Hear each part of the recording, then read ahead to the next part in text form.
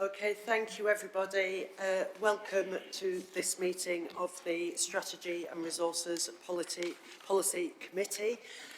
This is the first S&R meeting of the new municipal year, and it's a privilege to be here chairing it as the leader.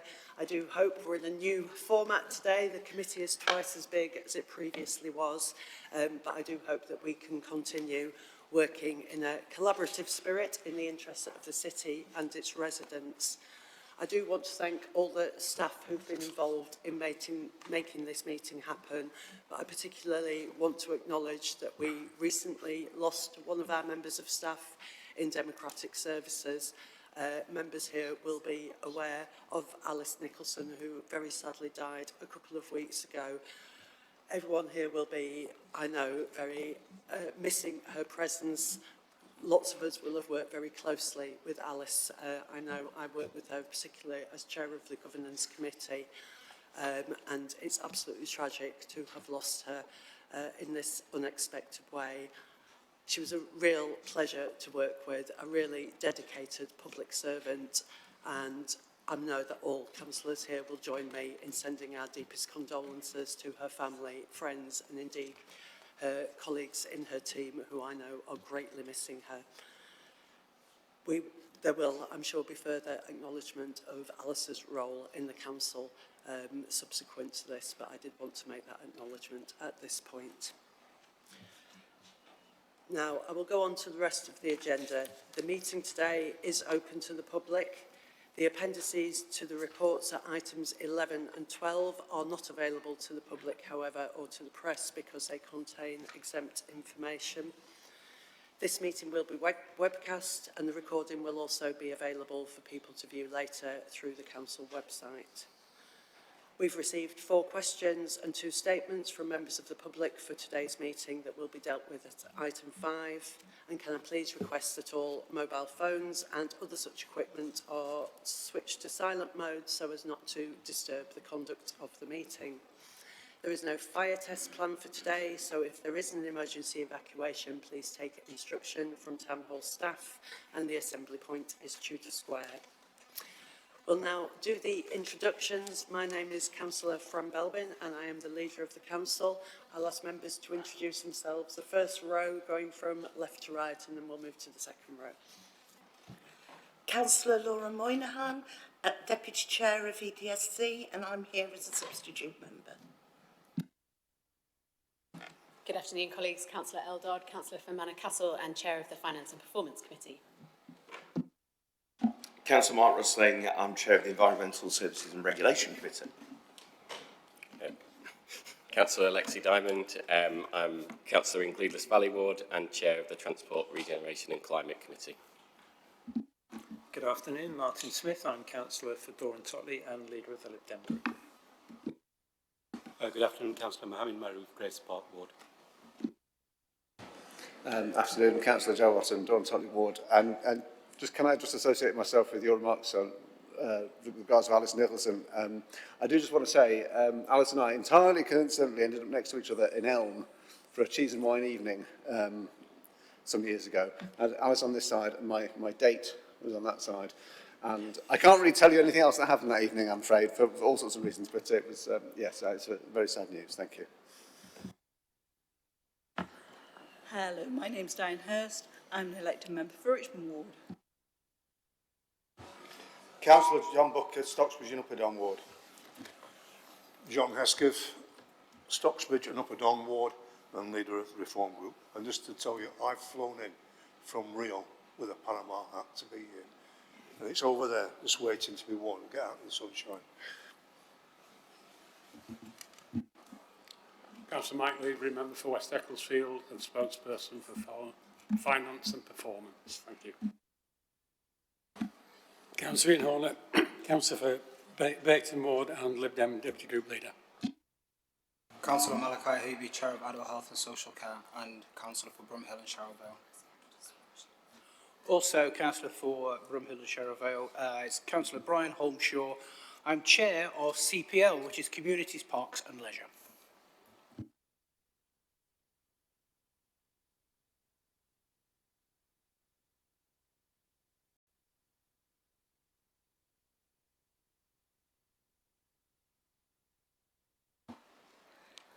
Apologies. I'm Marion Elliott. I'm Green Councillor for Leadless Valley, Deputy Chair of Communities, Parks and Leisure, and I am subbing for Councillor Douglas Johnson today.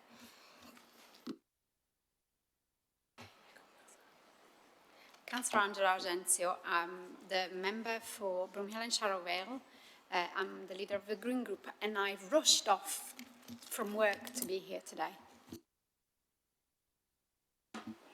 Good afternoon, I'm Councillor Dawn Dale, Councillor for Shire Green and Brightside and Chair of Education, Children and Families Policy Committee. Good afternoon, Councillor Abdul Qayyum, Councillor for Firth Park, and I'm here today as a substitute for Councillor Ben Miskell. Thank you. Thank you, councillors, and if I can ask officers to introduce themselves, perhaps starting with Paveen.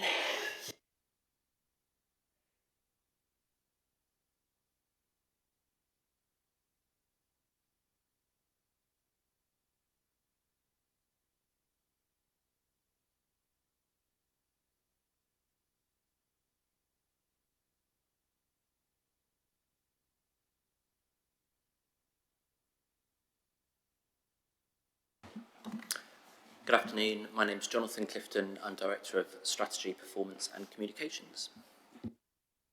Afternoon, Kate Joseph, Chief Exec of the Council. David Hollis, General Counsel and Monitoring Officer.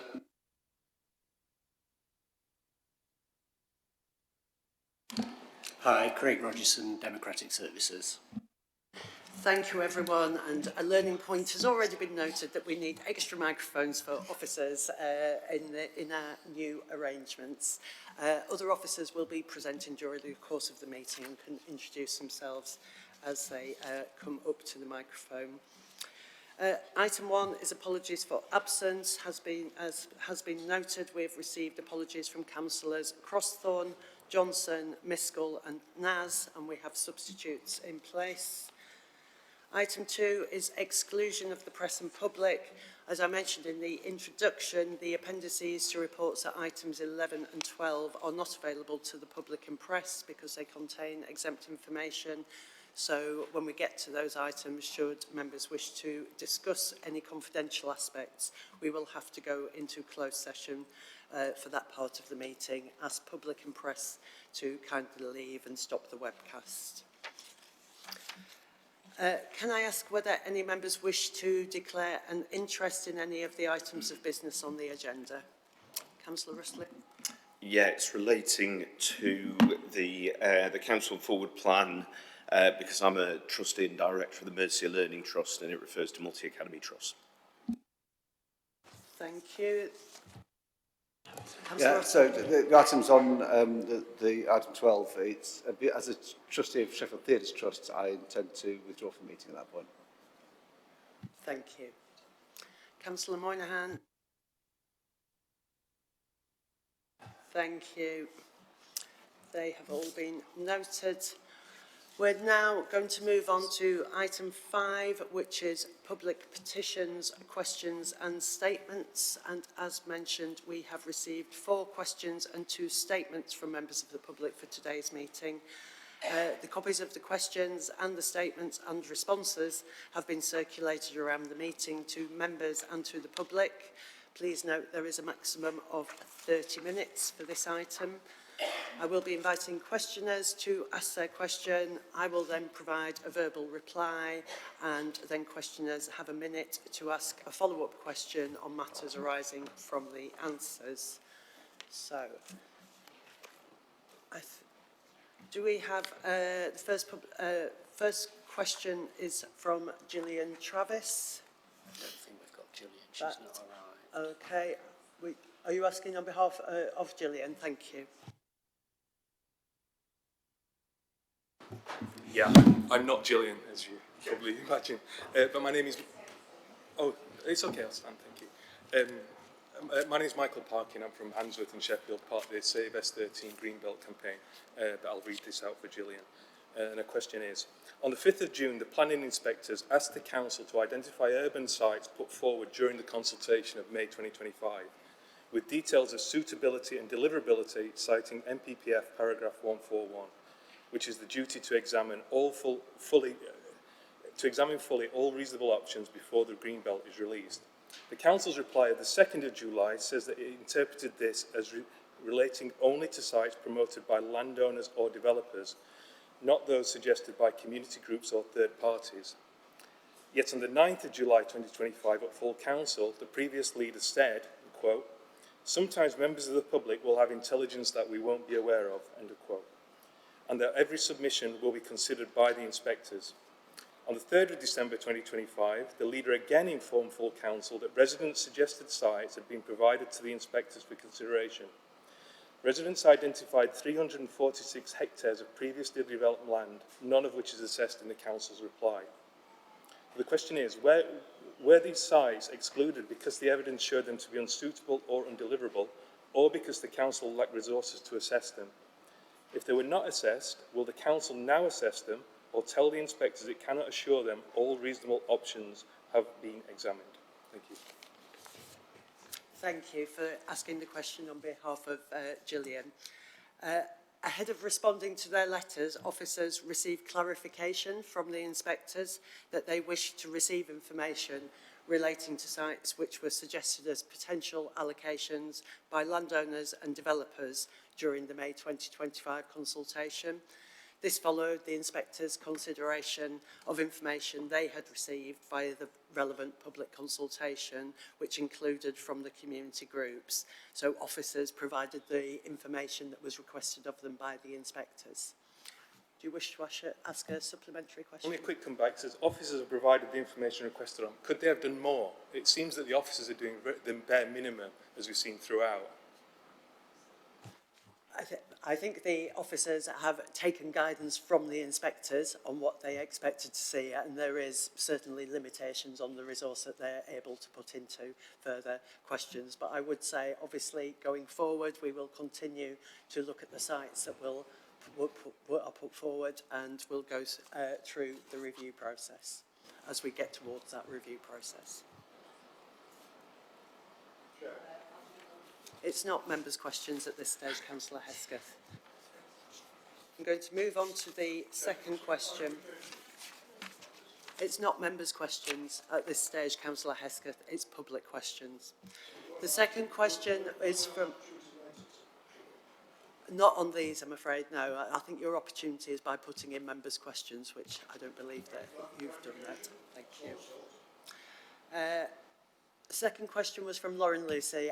It's looking to me, Mr. Parkin, as if you are preparing to ask this one as well. I wasn't expecting to be stood up here for this long, but yes, thank you, Chair. Yes, this is a question from another member of the S13 group. The Council's Still and Planning Obligations SPD states that, quote, "Development of 1,000+ dwellings is sufficient to trigger a new individual primary school within the local area," I'll bring you back to that, "or physical extension to meet the needs of the development. The Council's Integrated Impact Assessment, paragraph 7.1.11, cites this trigger as part of the basis for selecting strategic locations for Greenbelt release. Strategic Location 1 in Handsworth is a 1,697 home allocation, around 350 primary age children on the Council's pupil yield ratio standard metrics. Yet neither site makes any provision for primary education, and it says local area in the quote. The only education facility in the conditions is safeguarded for a secondary school, and even that land is open to alternative proposals at the first plan review. It's not guaranteed. What wording in the plan secures the primary school places this development triggers, and where will they be provided? Thank you, Mr. Parkin.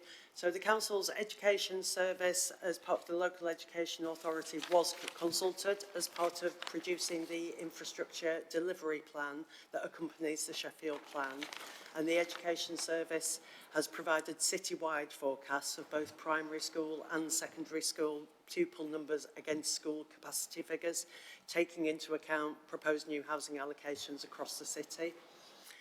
The latest detailed forecasts run to 2029-30 for primary and to 2035-36 for secondary, but higher level modelling has also been carried out for the period covered by the local plan based on the estimated number of new homes.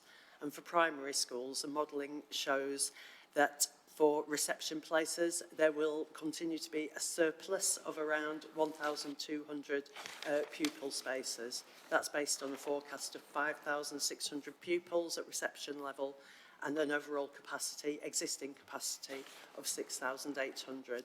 So consequently, no specific additional primary provision is proposed in the local plan. There is further information also in section 3.2 of the infrastructure development plan. Thank you for the answer. But with respect, it doesn't answer the question, because the quote from the SPD says it should trigger a new individual primary school within the local area. What you've provided as city-wide averages, they have nothing to do with what's going to be happening in Handsworth. Are you expecting the primary school children from these developments to travel across the city to get primary school education? As I understand it, the modelling that has been carried out is, taking account of what will be a reduction in population in primary school aged children that would have impacts in the local area as well as across the city. I'm not convinced, but I'll leave it there. I will certainly seek further information on that for you. Moving on to question 3, which is from yourself, Mr. Parkin. Finally. Thank you. Again, this is on a very similar topic, but the Council's integrated impact assessment states that for the Greenbelt release, it should bring with it significant benefits in terms of the provision of new social infrastructure. It identified strategic locations because the development above 1,000 dwellings, either individually or a combination of sites, triggers the Council's SIL and planning obligations SPD requirement that provision of community facilities will be required to make major residential developments sustainable. Strategic Location 1 in Handsworth combines sites SES 29 and SES 30 to provide about 1,700 homes. These are the largest Greenbelt releases in the plan, and they'll add around 4,000 people to Handsworth, and that's equivalent to more than the population of Bakewell, Derbyshire, being added to Handsworth. Yet the site conditions secure no community facility, as defined by the Council's own SPD, no community centre, no library, no meeting place. The conditions state that highways improvements will be required and that school land should be safeguarded. Wording not present for any community facilities. Furthermore, even the safeguarded land is open to alternative proposals at the Plans Race review, as we just mentioned. Can the Chair name a single community facility, as defined by the Council's SPD, and that's important, that is secured by the site conditions for Strategic Location 1 in order to make this development sustainable? Thank you. Thank you for the question. So site SES 30 does include provision for a secondary school and a burial ground within the site boundary, both of which are community facilities and which will serve the wider area, including site SES 29. The provision proposed on the SES 29 site follows the assessment of infrastructure needs as part of the production of the infrastructure delivery plan. Analysis by the I'm reading the wrong answer here, aren't I? I do apologise.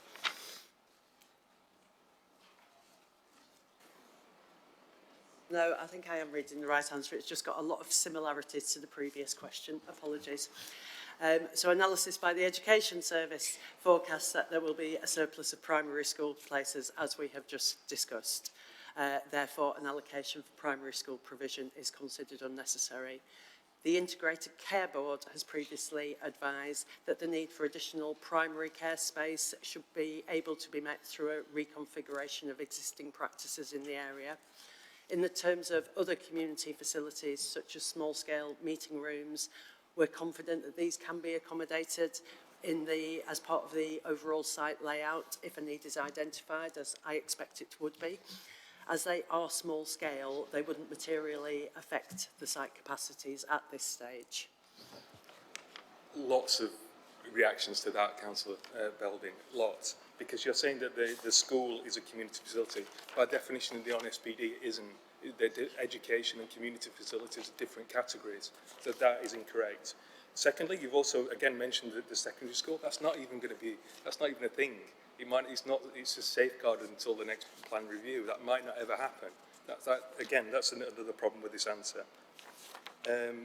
again, you're saying that community facilities may be provided on SES 29. How, you've mentioned that that isn't going to affect the site capacities, yet they're already overcommitted in terms of capacity. There's got to be a station put on there, 20 hectares of employment ground. It's not all going to fit. These answers don't add up. So in summary, I've got lots of issues with that answer. Thank you. Thank you. I take all those points on board and will feed them back to officers. I would expect community facilities to be considered at that Absolutely. We're master talking planning about a stage. population greater than the population of Bakewell, Derbyshire, being added to Handsworth. We don't have any community facilities in Handsworth already. So where are they going to go? They have to go on the Greenbelt. There isn't enough space on the Greenbelt. As I say, I would expect those issues to be dealt with at master planning stage, but I will feed all those points back to officers and get you further feedback on those. And question 4, which I'm assuming you're asking as well, is Linda Jackson's question. Thank you. Sorry. So this is about the local nature recovery strategy, and the question is, the South Yorkshire Local Nature Recovery Strategy prepared under the Environment Act 2021 in partnership with Sheffield City Council and the South Yorkshire Mayoral Combined Authority identifies Hesley Wood as being a priority for restoring ancient woodland, creating woodland connections and improving the management of existing woodland to strengthen biodiversity, ecological resilience and climate adaptation. The strategy is intended to inform future planning and land use decisions across South Yorkshire. However, Sheffield's local plan allocates the same greenbelt site for major industrial and employment development, bringing extensive construction and increased HGV traffic, additional vehicle emissions and impacts on air quality, carbon storage, biodiversity and the wider natural environment.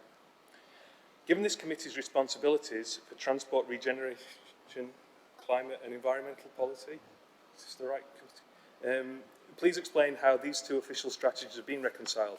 Specifically, what assessment has been undertaken to demonstrate that allocating Hesley Wood for industrial development is consistent with the Council's commitments to nature recovery, climate resilience, improved air quality and ecological connectivity? Will the Council publish evidence assessments and decision-making process to showing how these competing objectives were evaluated and balanced so that residents can have confidence that decisions affecting Sheffield's environment are being made transparently, consistently using the best available evidence? Thank you. Publication of the local nature recovery strategy doesn't mean that development can't take place within the priority locations for habitat creation or improvement. The maps in the LNRS highlight existing areas of importance for wildlife, for example, local wildlife sites, and areas that could become important, which are known as opportunity areas. So within the opportunity areas, biodiversity will be an important consideration when planning a development, the layout and the future management of the site. For example, biodiversity objectives in the LNRS can be supported through the provision of new habitats as part of the landscaping of the development. The inspectors have considered the evidence in relation to Hesley Wood and their post-hearings letter to the Council dated 26th of January 2026 indicates that they believe it is a suitable site for employment use, subject to the changes agreed at the hearing sessions. Various conditions have been attached to the proposed allocation, which require that any adverse impact on the local wildlife site, which adjoins the allocated site, is fully compensated for. The developer will also have to demonstrate at least a 10% net gain in biodiversity value that is achieved as a result of the development. Thank you. Not my question, but it's very welcome that you recognise that these sites have additional constraints that weren't taken into account when the original site capacities were calculated back in April 2025. All this evidence has come to light since those capacities were fixed and not adjusted since. Now you've recognised that there's going to have to be additional landscaping and opportunities for biodiversity not taken into account. So will those site capacities be adjusted for all these new constraints that you've just confirmed are present on the sites? I'll have to take that question back to officers, but I'll certainly, as with the other points you've raised today, make sure that we get some written answers to you within 10 working days. And may I also say, as I hope you're aware, myself and Councillor Argenzio did offer the full council to come out and meet with campaigners. I very much hope you'll be one of those. I know we're now getting dates in the diary for that, so I do really look forward to having a perhaps easier conversation than across this chamber about some of the issues that you are raising and discussing with you in the future. Thank you. Yeah, we look forward to it, and maybe I won't speak as much.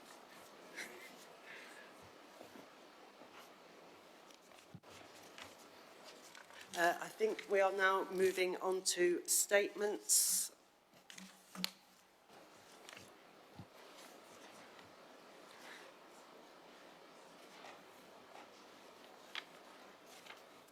And I believe, Mr Parkin, it's yourself again who is making a statement, and are you making the statement on behalf of Linda as well? Linda Jackson, I'd just like to make the point, these were submitted to the Transport and Regeneration Committee, but somehow they've ended up in this committee, so I apologise if I wasn't expecting this to happen. No problem at all. Please do go ahead with your statement. Thanks. Yes, this is from Linda Jackson of the KEG Group.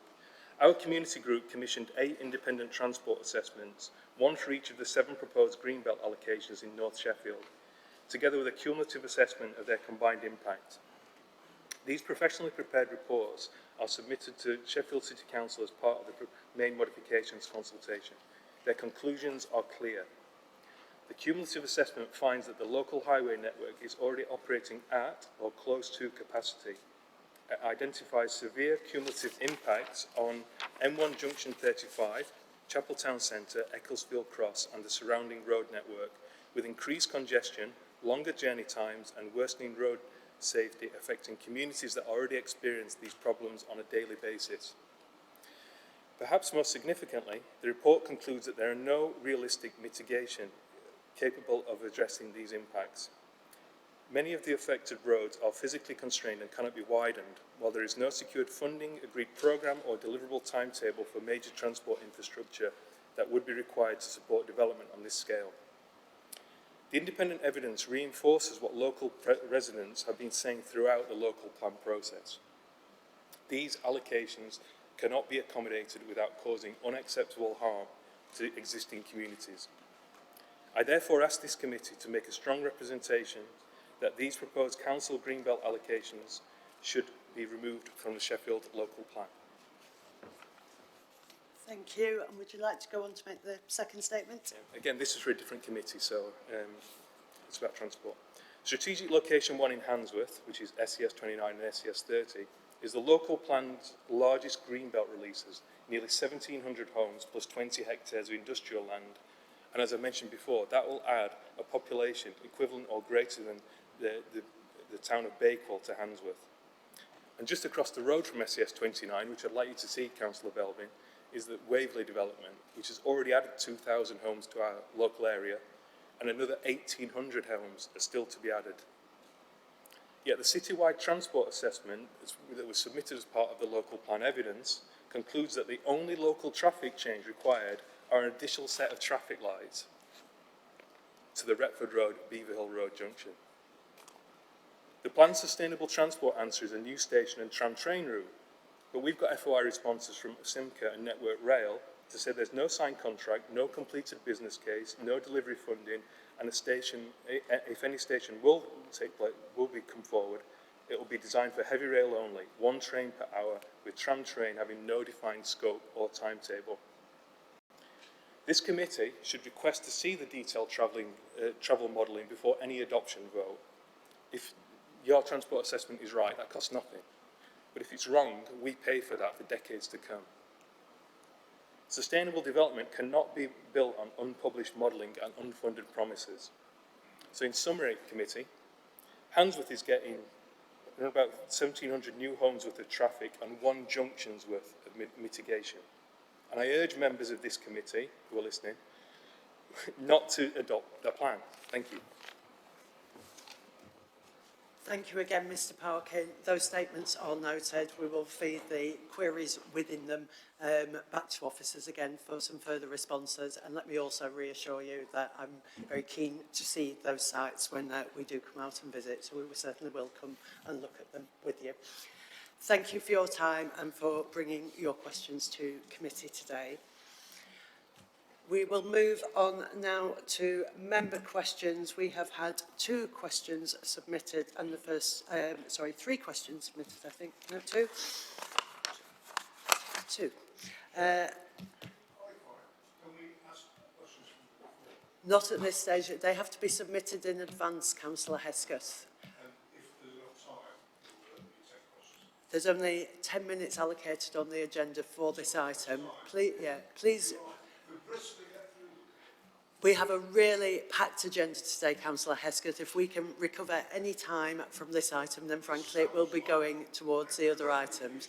What I would assure you is that this item, if it's around the local plan, is going to be thoroughly discussed, not only at the meeting today, but in dedicated meetings going forward. And what I suggest you do is submit members' questions in advance of the next SNR meeting, but also be aware we will be discussing this topic on several more occasions. Councillor Smith, would you like to ask your question? Or any supplementary questions? No. Thank you. Councillor Levery, yeah, do you have a supplementary question? Yes, thank you, Chair. On question 2, I asked at which stage in the examination process were sites in the urban area promoted by landowners and developers no longer added to the plan and considered windfall sites. Now, the inspector has asked to have a list of sites from 2025, of which 6 have been identified, which are designated it as windfall sites. Now, the response to the question was that basically the proposed allocated urban sites in the plan ahead of the draft plan consultation in January and February 2023, which basically means that is the plan. So therefore, one can only assume that in 2023 and 2024, windfall sites from landowners and developers would still be promoted. So could we have a list of windfall sites in 2023 and 2024 for housing and also for employment land? And if there's any for employment land in 25, that is well, please. Thank you. Thank you, Councillor Levery. Obviously, I do not have that information to hand, but I will ask officers to provide that information to you. Thank you.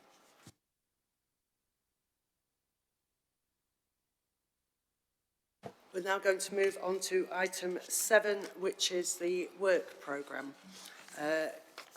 So this work programme lays out the work of the committee for the year ahead, and I'm going to ask Craig Rogerson if he could introduce this item, please. Thank you, Chair. As Chair set out, you've got the latest version of the work programme in your pack, starting on page 23. Since the last time that this committee met in March, there's obviously been a number of additions. They're set out in section 5, and as the Chair said, there's a full list which is set out in appendix 1. Just 2 points to raise with committee. I'd just firstly highlight that the September agenda is looking very busy, and then secondly to mention that members will recall that Council on 24th of June made a number of referrals to policy committees. They are set out in section 2. They will be considered at the next PDFP meeting to allow the Chair to give a steer, which will be reported back into this committee, Chair. Thank you, Craig. Can I see if there's any comments or questions about the work programme?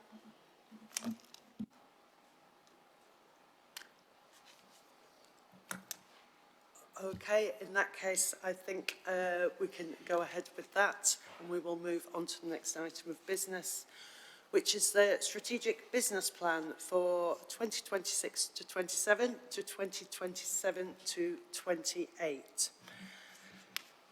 I'll just give a little bit of background to this paper. This council plan paper was developed over 2023 to 24 and has been agreed by full council and has been shaped within the wider framework of the Sheffield City goals, and was a real milestone actually, because we did not have a council plan prior to this one, and this has really been shaping everything we do as a council over the last couple of years.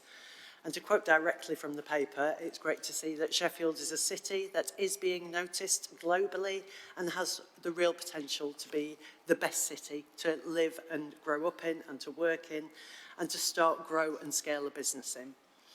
It sets out a really clear and positive statement of what we want to achieve for Sheffield over the coming years, aligned to our medium-term financial strategy, and sets a high-level policy direction for the whole organisation, which is then delivered through our key strategies, service plans and huge contributions that our staff make to the city every day.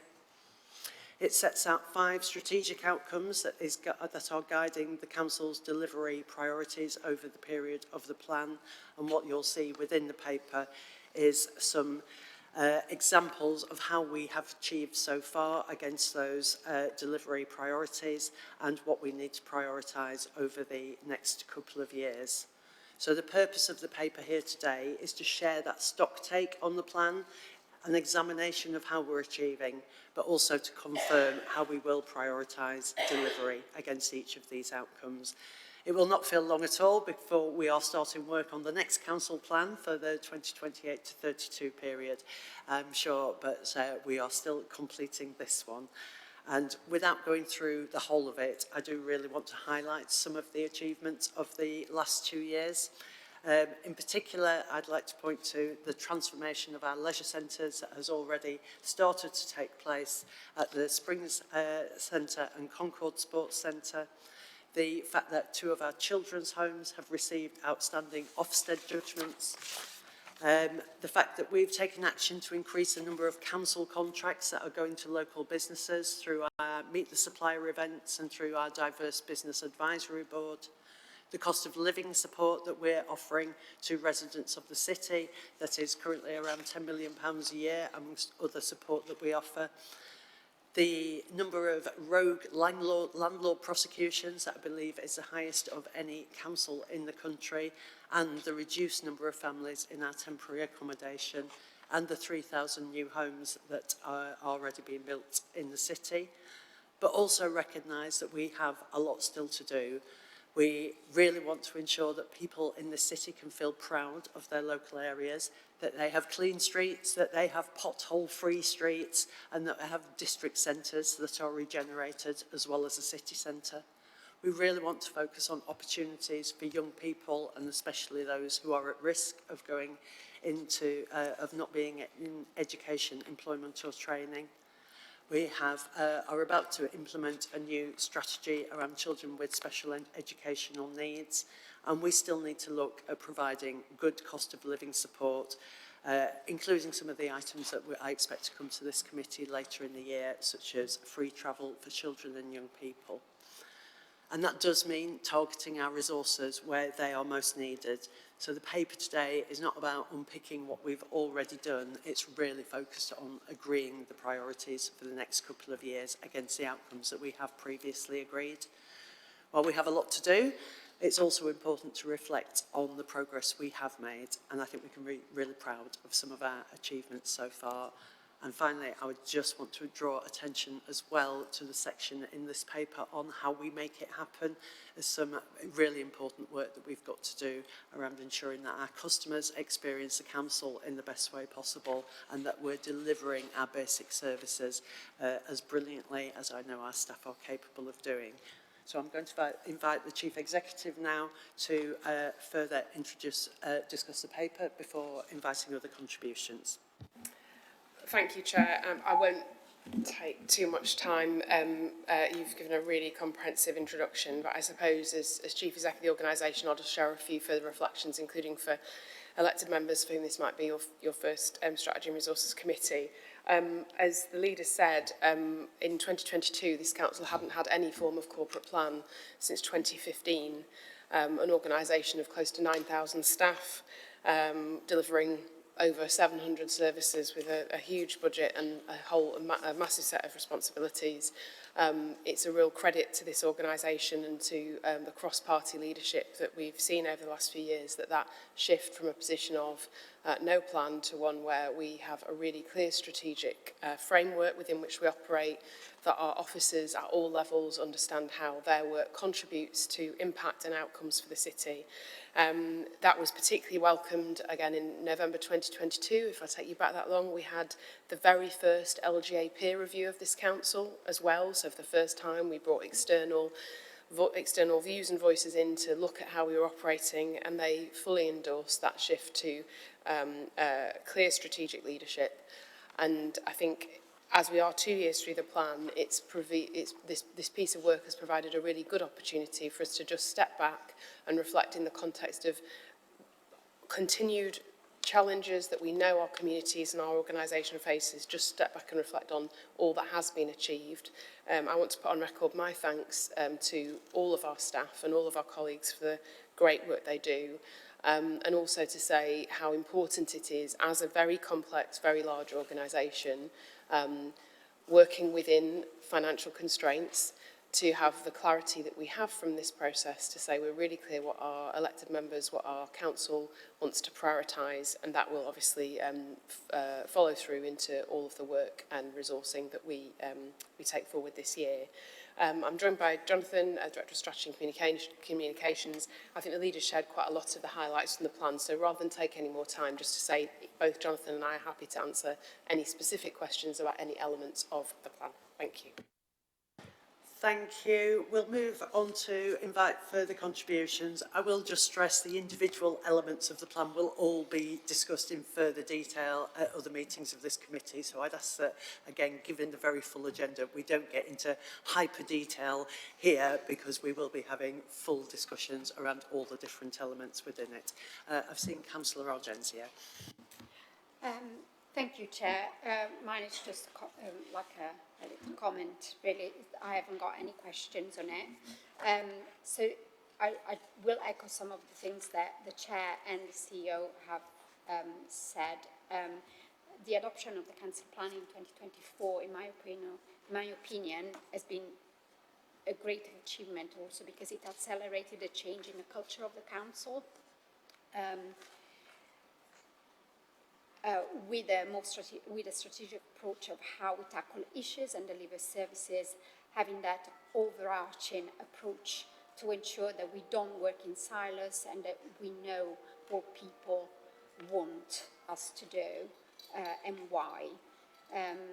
All the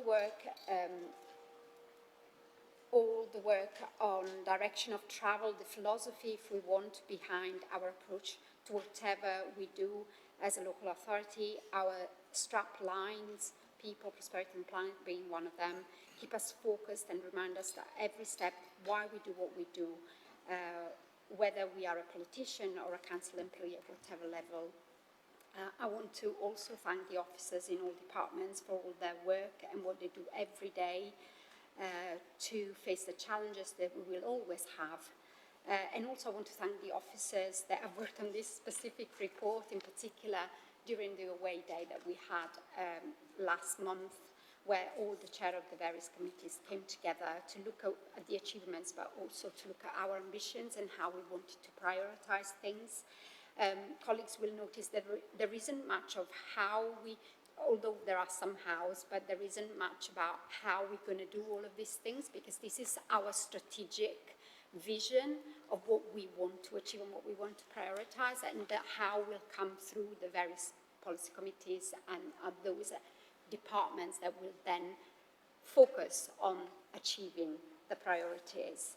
So whilst we take a lot of pride in all the progress that we've made in the last few years, we also, in typical Sheffield style, will never be complacent. At the same time, we will never be complacent or arrogant, but we will always have ambition for the city and all those that call Sheffield home. Thank you. Thank you, Councillor Argenzio. Councillor Maroof. Thank you, Chair. I'm looking at page 39, outcome number 5. I'm sorry, it's a pedantic question, this, but we say there that we delivered 3,000 new homes for Sheffield. Does that include student accommodation?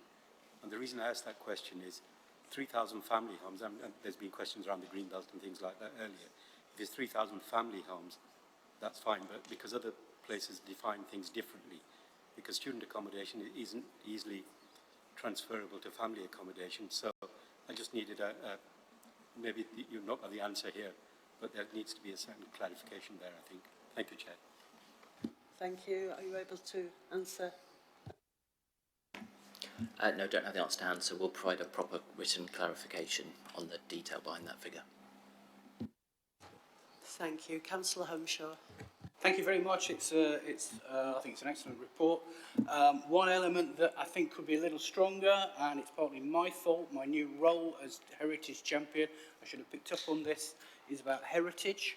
So on page 75, we've got Sheffield is a city with a strong heritage and an even stronger future, but we don't identify some of those real opportunities that our heritage has to provide that. So I just wanted to flag that one up. Thank you. Thank you, Councillor Homshaw. I think it's good that the plan doesn't have enough time to get into lots of detail, as I'm sure you'll appreciate, but it's good that that acknowledgement of heritage is within it. Any other questions or comments? Councillor Booker? Thank you, Chair. I'll make this brief. You mentioned free travel for young people, which I support, but it's the age which is the issue. I think young people, for me, is up to 18 years old. Can we really afford to go to 22 years old? I believe that was in the report. Thank you, Councillor Booker. I believe that a full costings for all the options around free bus travel for young people are coming to our next Strategy and Resources Committee meeting, so we'll be able to look at all the different options and the different costs and make a decision based on those options. Councillor Horner. Thank you, Chair. There's a lot of nice sounding phrases in this about sustainable communities, around transport, etc. Given the public questions today, how does that fit in the areas that are now affected by the local plan? Because you've heard earlier about how little transport provision is to be provided for Handsworth, etc. These are fine sounding words, but the reality for the people affected by the local plan is completely different, I suggest. Thank you, Councillor Horner. I would respond, and I do really recognise all the challenges that members, people living in those communities feel around the local plan. What I would suggest is, and again, we will get into further detail on this when we discuss the plan in more depth at a future S&R meeting, is that the infrastructure development plans that go with the new developments will hopefully start to address some of those questions. But I do really recognise that we need to make our communities feel more assured about their future in our city and about how their communities will be affected. So I think that's something we clearly need to do some more work on. I've not got any other hands up at the moment. Chief Executive, is there anything there that you'd like to come back on? Okay. If that's the case, I will move on to the recommendations for this report, which are to note the progress made towards the outcomes set out in the Council plan and to approve the priorities set out in the Strategic Business Plan to provide strategic focus to the Council's work for the remaining life of the Council plan. Can I see if people are in support of those recommendations, please? Thank you. I'm seeing general nodding. Is there any dissent? No. Thank you very much. That paper is approved. Okay, we will move on to our next item, which is the 2025-26 Q4 Budget Monitoring Report. So we're looking here at the final position for 2025 to 26, and I think the key point to note here is that although we did end up with 11.1 million overspend, this was reduced significantly over the course of the year. Those of you who were At this meeting back at the end of the first quarter, we'll remember we were predicting a £28 million overspend at that point, so that has been significantly reduced. And I'd particularly like to highlight the savings on homeschool transport, which have been achieved not by cutting the service, but by supporting more young people to move towards more independent travel, which is something I've got to particularly support based on my own family experience. So there are still significant pressures facing Sheffield that are very similar to those faced by councils up and down the country around rising demand for adult social care, children's services, SEND pressures, temporary accommodation. But we have received better support this year from government through the integrated settlement, and I know through better forecasting and tighter controls that we have implemented throughout the year, and that the future Sheffield transformation will continue to support that transformation within those key services will still aim to tackle the longer term challenges. So I'm going to invite Philip Gregory to introduce the report. Thank you, Chair. So, as you said, this report documents quarter 4 of 25-26 and shows the financial position, which is the outturn, which is an £11.1 million overspend. As you've said, that is much reduced from quarter 1, which was always the plan. The report sets out a number of budget recovery actions that have taken place during the year. That is across many of our services. In fact, officers have been meeting with services across the council to discuss their budget recovery throughout the year. In particular, though, with adult social care, there's been a recovery action group that's been set up and chaired by the Chief Executive. The Chair's referenced the home-to-school transport work that's taken place over the course of the year, which has reduced in significant cost reductions there.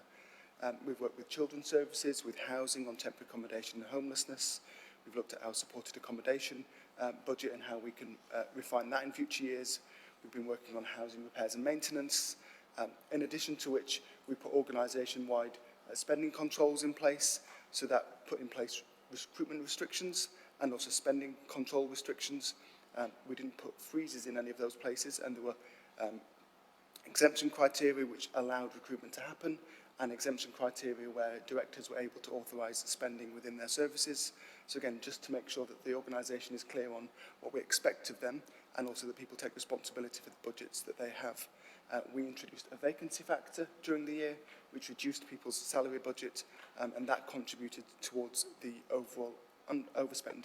So there's been targeted action both in specific services, but also at particular areas of spend across the organisation to tackle the overspend. It's been successful during the year in bringing the overspend down, and we recognise that 26-27 will have a different approach to budget setting. Has had that approach applied as we set the budget in March, and we expect to see that reflected as we come through budget monitoring in the next meeting in September. I'm happy to take any questions, Chair. Thank you. Before we get into questions, I'm going to invite Councillor Dodd as the Chair of the Finance and Performance Committee if she's got any comments on the paper as well. Thank you. I wanted to extend my thanks to officers in the finance team and in departments across the council for their work over the last year. In a continuing difficult climate, I think this report tells us a reassuring story. We continue to experience high demand for social services for children and children with disabilities. Costs continue to rise, including for materials, wages, and interest rates are uncertain, largely due to international events.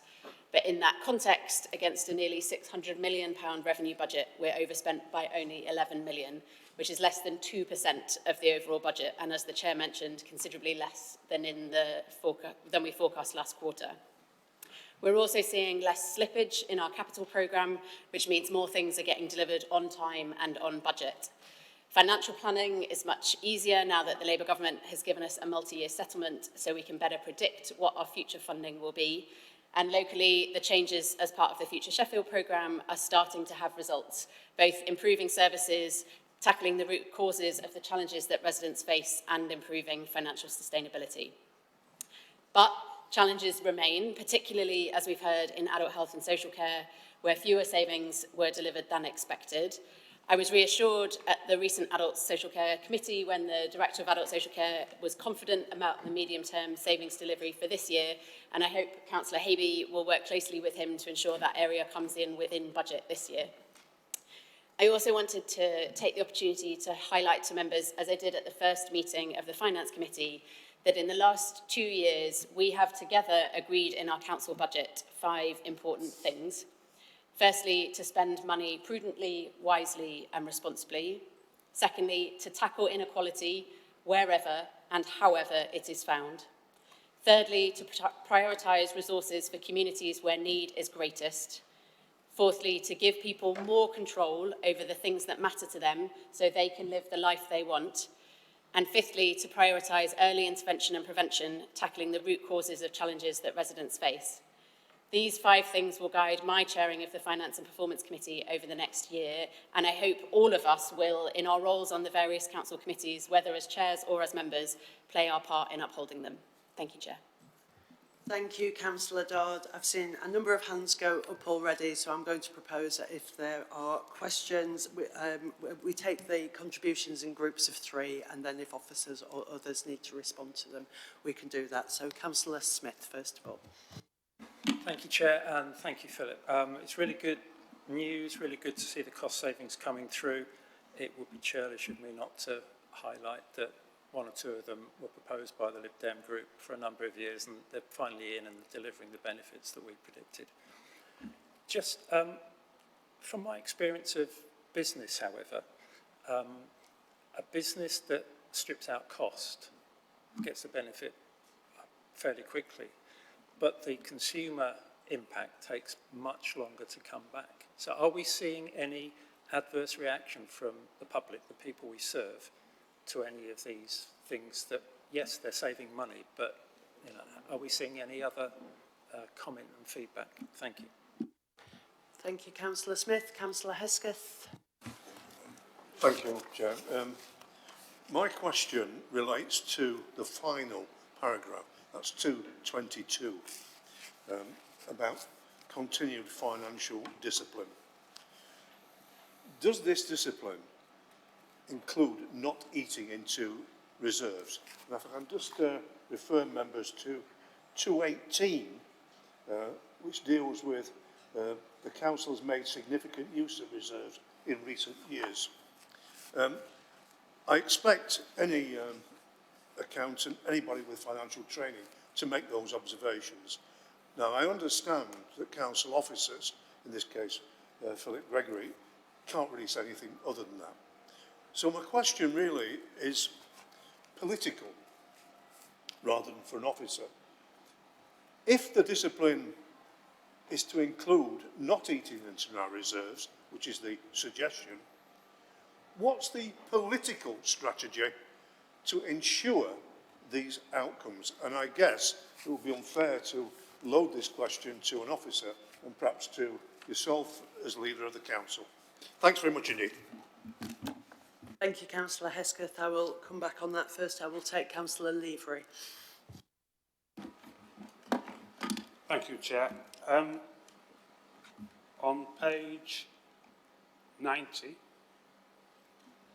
we state that corporate and one-off mitigations which have reduced the in-year impact but are not a substitute for sustainable service budgets. That is absolutely spot on. And it's spot on because almost £30 million of money from the corporate budget has bailed out this budget this year. That is what has led to the £11 million deficit. And as it quite rightly says, one-off mitigations are one-off, so they can't come forward. This is now putting a lot of pressure on delivery of Future Sheffield, because this is going to have to actually act and be delivered in a timely way in terms of the financial targets. So my question to Philip is, we've got a £10 million saving this year. Some of the initiatives will only have part-year effect through the year. So at the end of the year, will we know what the full year effect will be of all these initiatives that we're putting in place? Thank you.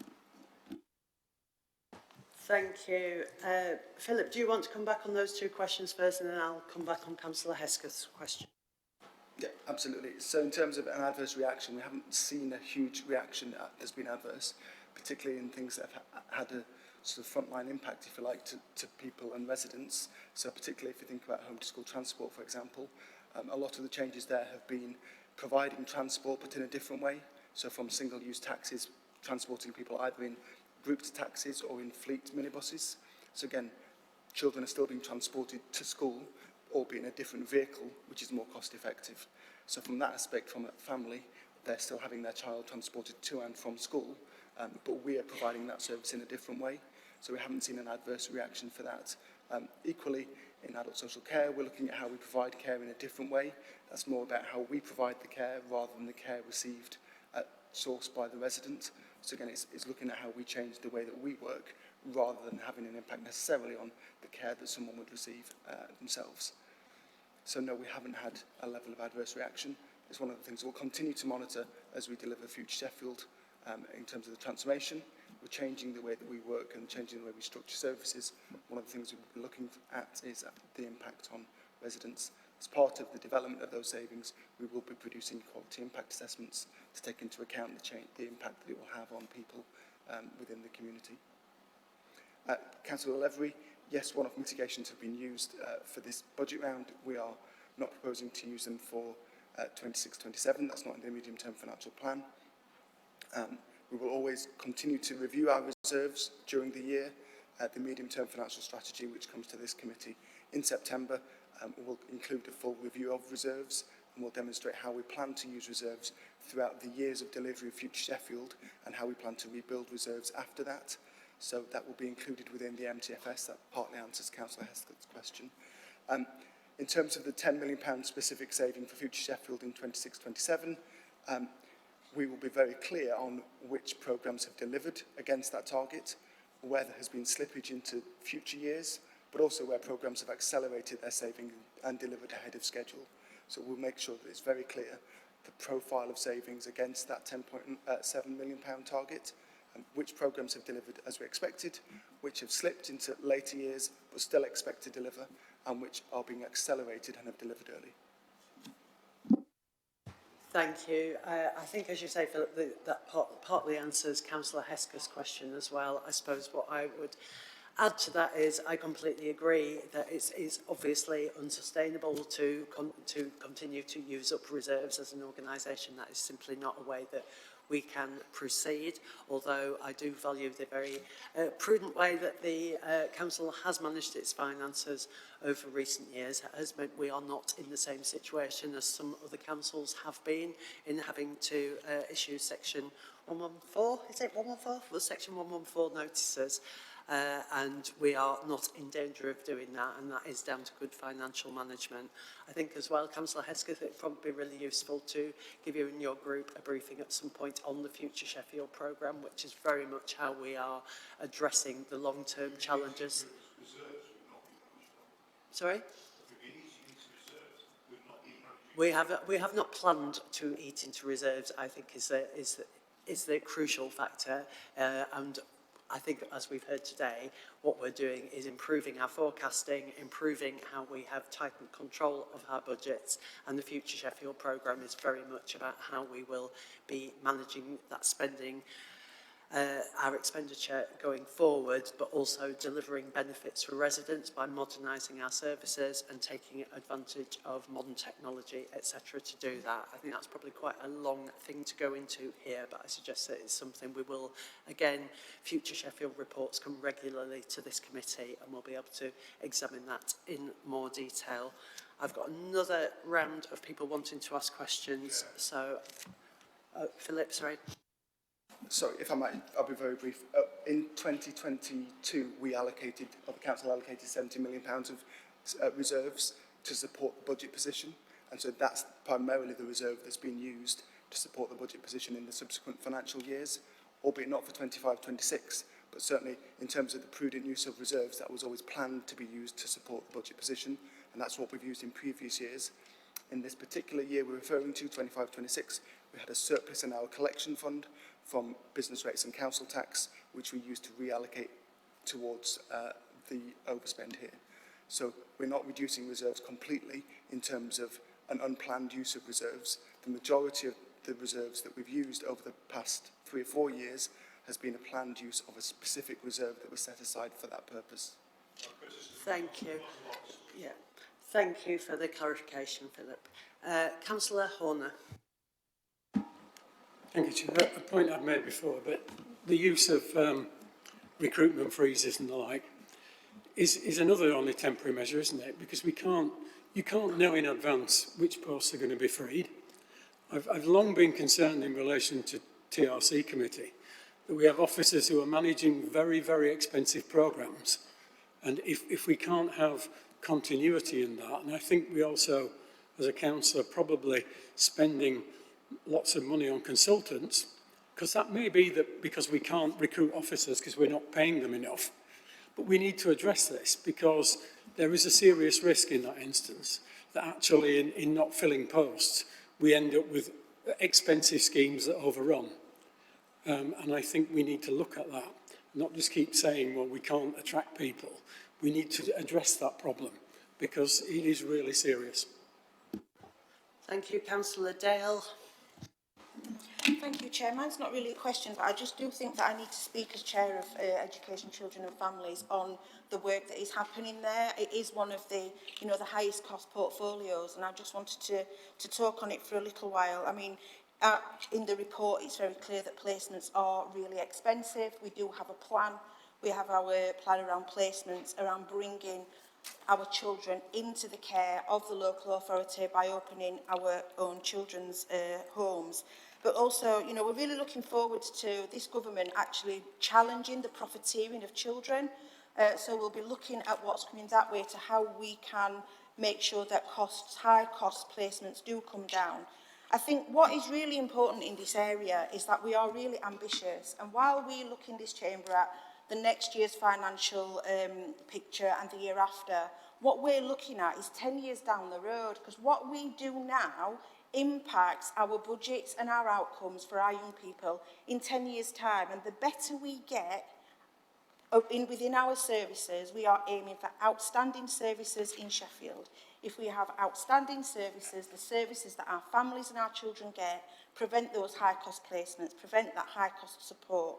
So I just wanted to make sure that people understood that, while at the moment it is high cost and there's been reliance on support from the local authority budgets, the plan is that in short, medium and long term, we are going to have outstanding services. We are focusing on prevention and intervention, which means that in the long term, we won't need to spend as much money. Thank you.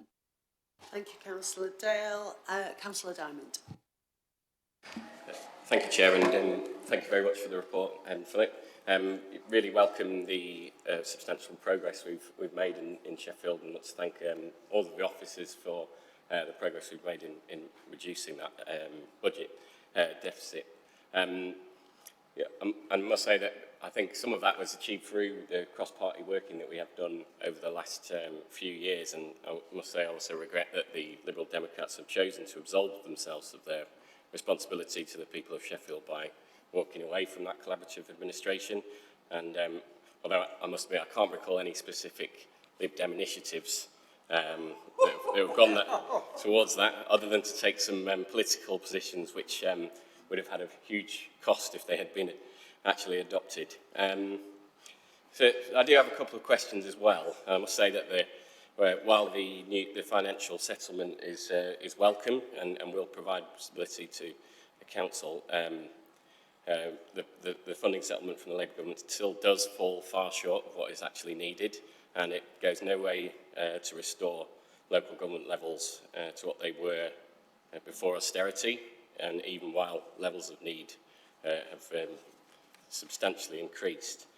I think I've asked this in private briefing, but just for the public knowledge, when will we see the financial settlement, new financial settlement, start to feed into our budget reports?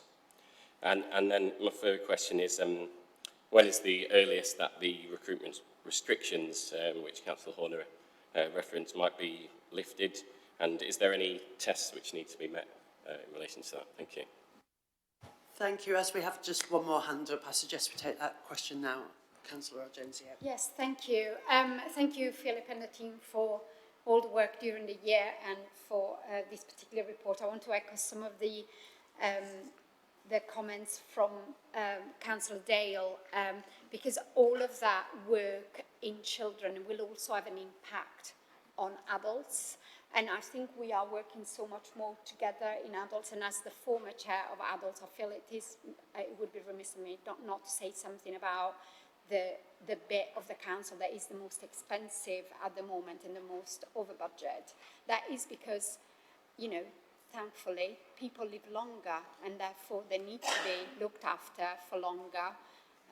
Also, the level of complexity of needs that we see is really really difficult and quite expensive, and placements in adults, again, are super expensive. So I know that we're working really, really hard on bringing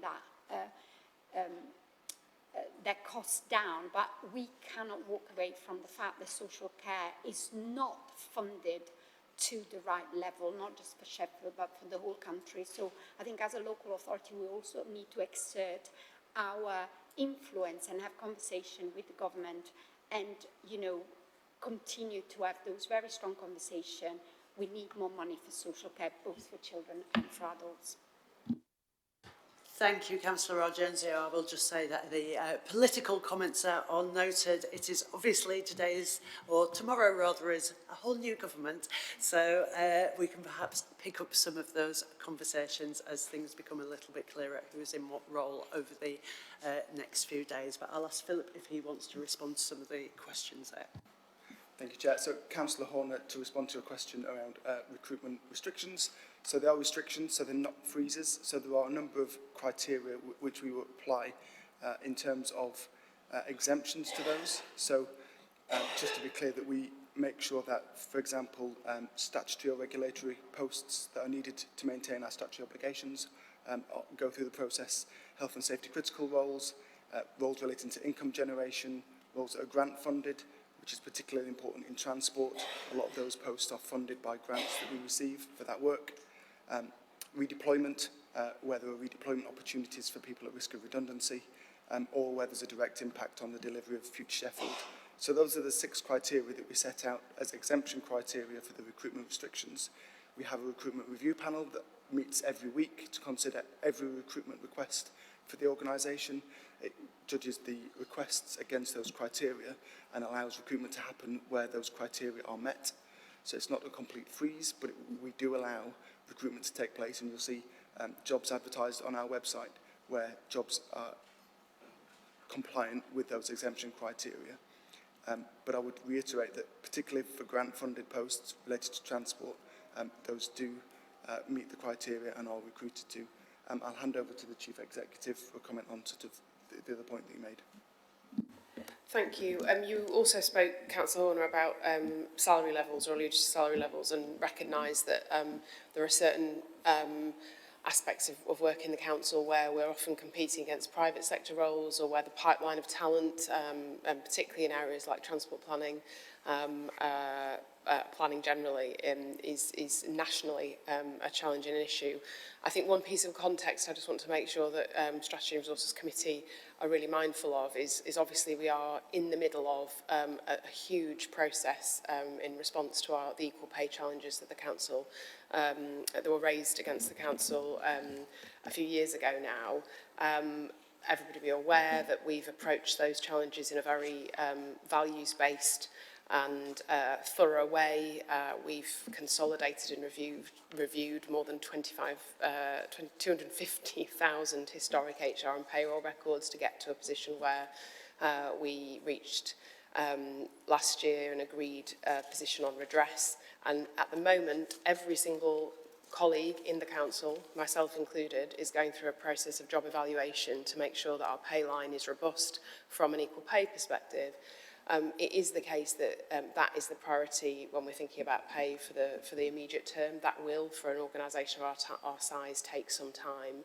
But when we're through that process, I think that will also give us some really strong evidence about the pay line generally. And I just want to acknowledge that the point you're raising is really pertinent. It's something that we want to look at, but it's absolutely right that we focus this year on completing that very significant piece of work around the role review programme. Thank you. Thank you to officers for that. I want to know... Sorry. There were Councillor Diamond's questions that I'll just pick up, Chair. So in terms of the 26-27 report, the first report on quarter one will be in September, so the next meeting of this committee. And that's where we'll start to consider whether those restrictions could be relaxed or lifted, depending on the position that we report at quarter one. Thank you. We're going to... And I do also have a question about the financial settlement, the new financial settlement from the government, when we could see that. Yeah, so that'll be quarter one. So that, the financial settlement is for 3 financial years, so 26-27 is the first of those. We'll see that coming through in the quarter one report on the budget position. Okay, we're going to move on to the recommendation for this item, which is to note the final 2025-26 revenue outturn position as described in this report, including detailed committee budget monitoring information. Is everybody in agreement with that recommendation? Any dissent? Thank you.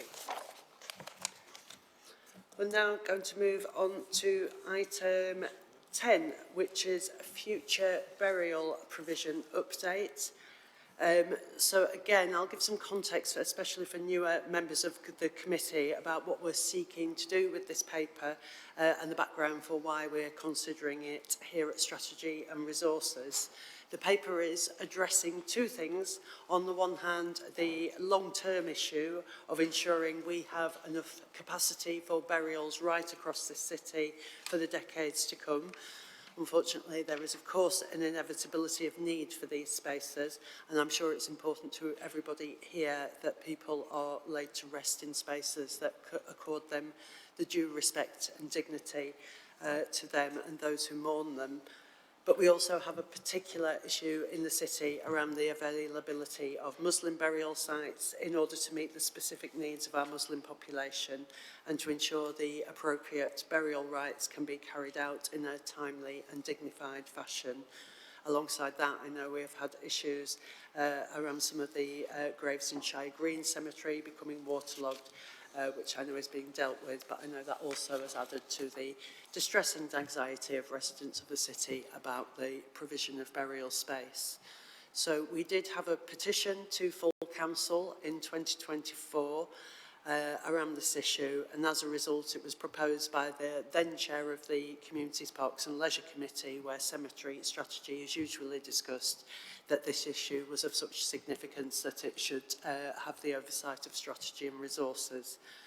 Now, I'm very reassured to see that we have made significant progress on both the short-term and the long-term issues affecting our cemetery provision, which Ellie, I think, will describe in more detail shortly. And I've recently met with the South Yorkshire Muslim Bereavement Trust to share this progress with them and begun to explore some of the options that are outlined in the paper. So I'll hand over to Ellie now to describe this work and these options in more detail. Thank you, Chair. So I'm Ellie Fraser, I'm Head of Bereavement and Coroner's Service at Sheffield City Council. And I think, as Fran's described, that the key point of this report is about making sure that Sheffield continues to have sufficient burial provision over the short and longer term, as current forecasts show that burial capacity in the city is very limited, with particular pressure on Muslim burial provision. The report sets out the work being taken forward to respond to that position, including progressing further more technical feasibility work on potential new cemetery sites.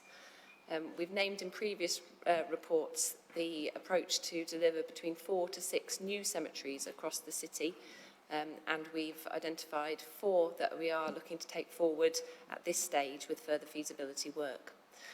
This report outlines that the immediate priority for that work sits with the S11 and S8 sites, and that following that we are looking to move forward with feasibility at the Beaver Hill site because capacity in that part of the city is most limited. Alongside that, this report explains the interim measures that we've used to extend capacity whilst these new sites are delivered.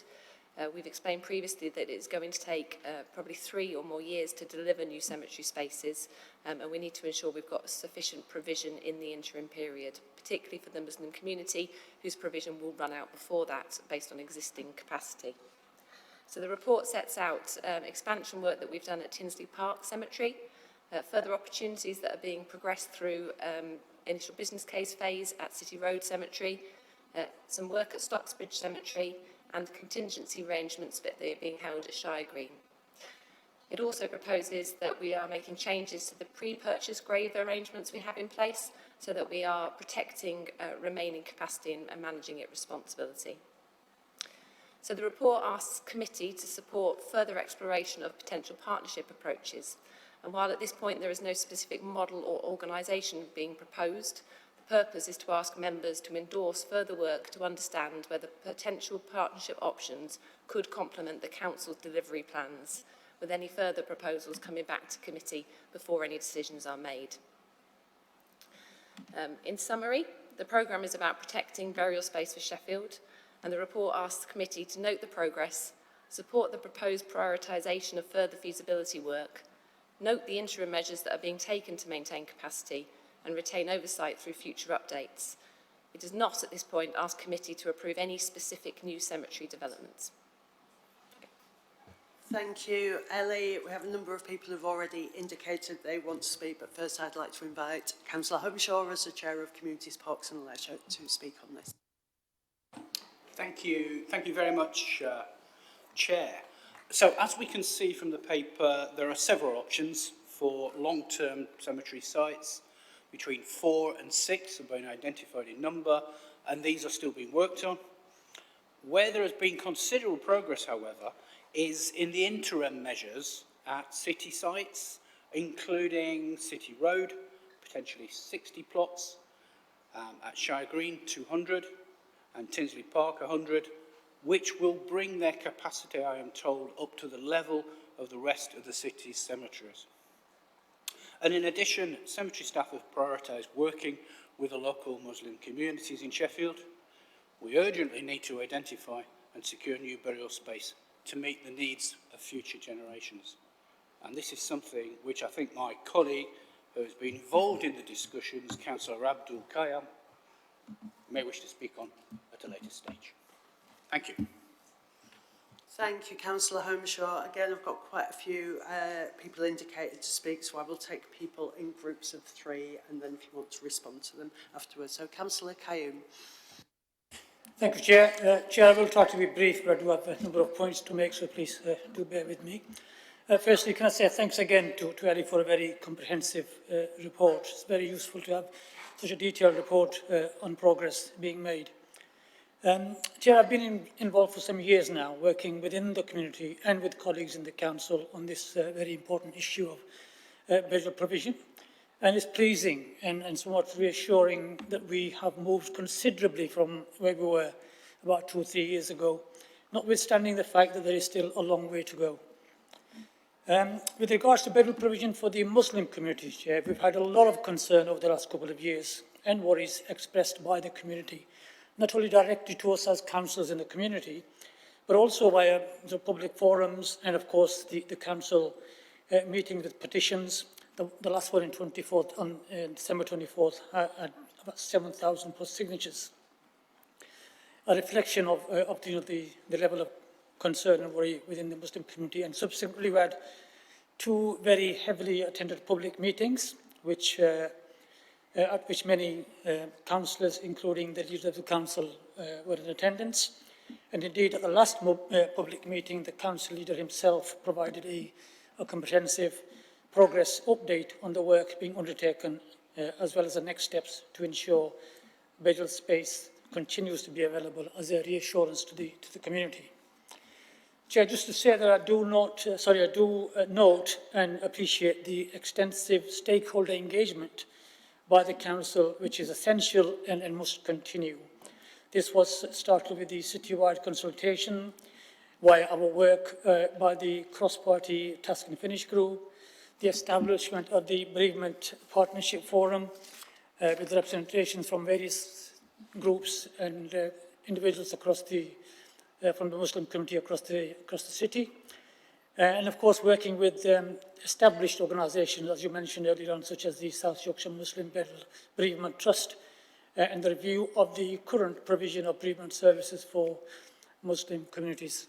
Comprehensive stakeholder engagement, which is highly appreciated.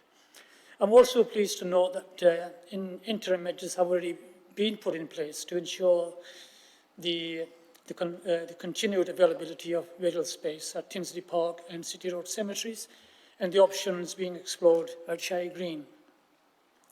This does buy us some more time, but I'm conscious, and I thank the officers in advance for this, that obviously work needs to continue at pace if we are to meet the targets going forward. And finally, Chair, I just want to add that the proposal to explore the possibility of a partnership approach for service delivery, which might include a community organisation acquiring and operating burial land and support the delivery of Muslim burial provision, is really welcome, and I think it's an excellent proposal. I believe there's a lot of enthusiasm and the potential in the community for such an idea to take hold and take forward.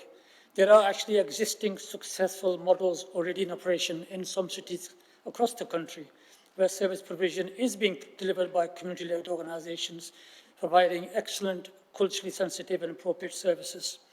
I would therefore fully support the recommendation for Council to explore potential partnership models for delivery of burial services.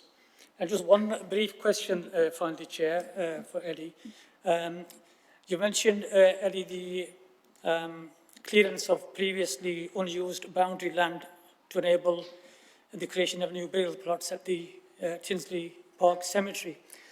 I hope and I presume that such land needs to be of a particular standard and of quality to be able to be used as graves. So I'm just wondering if you could just possibly confirm. Again, this is something that's been raised within the community to ensure that those people being buried in this new land are being buried in the same quality of land that is already available or has already been available in that cemetery for the previous burials. I may have some questions later, Chair, but thank you very much. Thank you. Thank you, Councillor Kayoum. Councillor Maroof. Thank you, Chair. In welcoming this report, I think there's been quite a lot of work that's been done in the background on this for a number of years. So what I'm about to say is constructive, not because we're politically aligned on this. Councillor Smith and myself were at the public meeting which took place just before the election, where I think there was nearly 400 or 500 people present, and so was Ellie, at very short notice. So clearly there is an issue around Muslim burials, but just generally, I think there's an issue around burials across the country anyway, which we're not any different from any other city. But this has been something that's been fairly neglected for a long time, and I'm glad that we're taking this on board in Sheffield, because we do have very good community relations, which are far better than other cities where I've been to, where things can be rather strained. So in terms of the Muslim burial provision, I think it's pretty much an emergency that we're facing at the present time. And the questions that I'd like to put forward, and I'm sure they've been answered to some extent, but it may be that we need to answer them a little bit more explicitly, which is exact project timescales. This is what the community are asking for and wanting from us as councillors and from officers. Is there a team in place which is a cross-party, not doing politics here, cross-officer groups, a multidisciplinary team, which is actually being defined, that's working on this? And if I may, if you allow me to chair, that means planning, property, legal, and other people who have concerns around making this sort of project go forward in the right direction. Because if that team is not in place, then clearly we'll be having this debate again within this chamber. So that's the other part that I think we need to address as we move forward. In terms of the capital programme, and do correct me, I might have read this wrong because this was quite a long agenda today, is around the capital programme, that there will be bidding against the capital programme. If there is bidding against the capital programme, that doesn't necessarily mean it will get the priority, although we would choose to have this priority, but we are looking at conflicting priorities here. So we need to know where this is on the priority list. And in my opinion, I think being an emergency, it should be extremely high on that particular list. So that is an issue of resources, officers, financial, and a commitment from us as SNR to steer this project forward, to say, look, we want this group in place and this is what we want and this is the timescale we want it to. Number two, sorry, I've got a few things here, so do bear with me, is around the interim measures. And I think it's been picked up on previously that we are looking at bringing in interim measures, in particular for the Muslim burials. And the concern that's been expressed there is, and I think it's been alluded to before, is it going to be of the quality that we'd expect it to be of other graves that we are actually providing to the community. So I think there was a phraseology used, but I'm not assigning myself to that one, which is it's not scrubland, is it? That's going to be cleared up and the quality is not going to be there. So clearly there is that, there is something around that to convince people that this is not the case, because Tinsley Park has been closed for quite a while, and to then say we do have capacity within Tinsley Park, you can see where the questions are actually coming from. So that might be a little bit of an exercise that we need to do to make sure that the community are on board with that. In terms of SNR, I do believe it should be overseen by SNR with regular feedback here, which means probably, I'm going to suggest monthly, but it's going to be shot down. But clearly I can put that forward and you can shoot it down if you wish to. In terms of the partnership approaches, I do believe there have been groups who have contacted the council and have the capacity and the professional background to actually deliver cemeteries which are not going to be a burden on the city council's budget or anything like that. In fact, they will be parallel to providing the services that we need. I mean, this is on the context of, dare I say, in some parts of the country, wrong again, burial plots are being auctioned because that's how short they are in supply. And people are buying them up long before they're even ready to, dare I say, depart this world. So it is a massive crisis. And as a result of that, there is another proposal that I would like to put forward, and this isn't for voting on or anything like that, this is just a pure suggestion, is if we do not find any significant land of significant quality for burial purposes, then there is an option open to us. Yes, it will be a year or two, but it is an option that local authorities do use, which is compulsory purchase powers. So a site is actually identified which is absolutely suitable for the purposes that we require, and then we use the council's powers to actually buy that piece of land from a private individual or whoever it might be to deliver those services. And I think that is something that probably we may need to consider because of the nature of the sites that we're looking at. So thank you for bearing with me, Chair.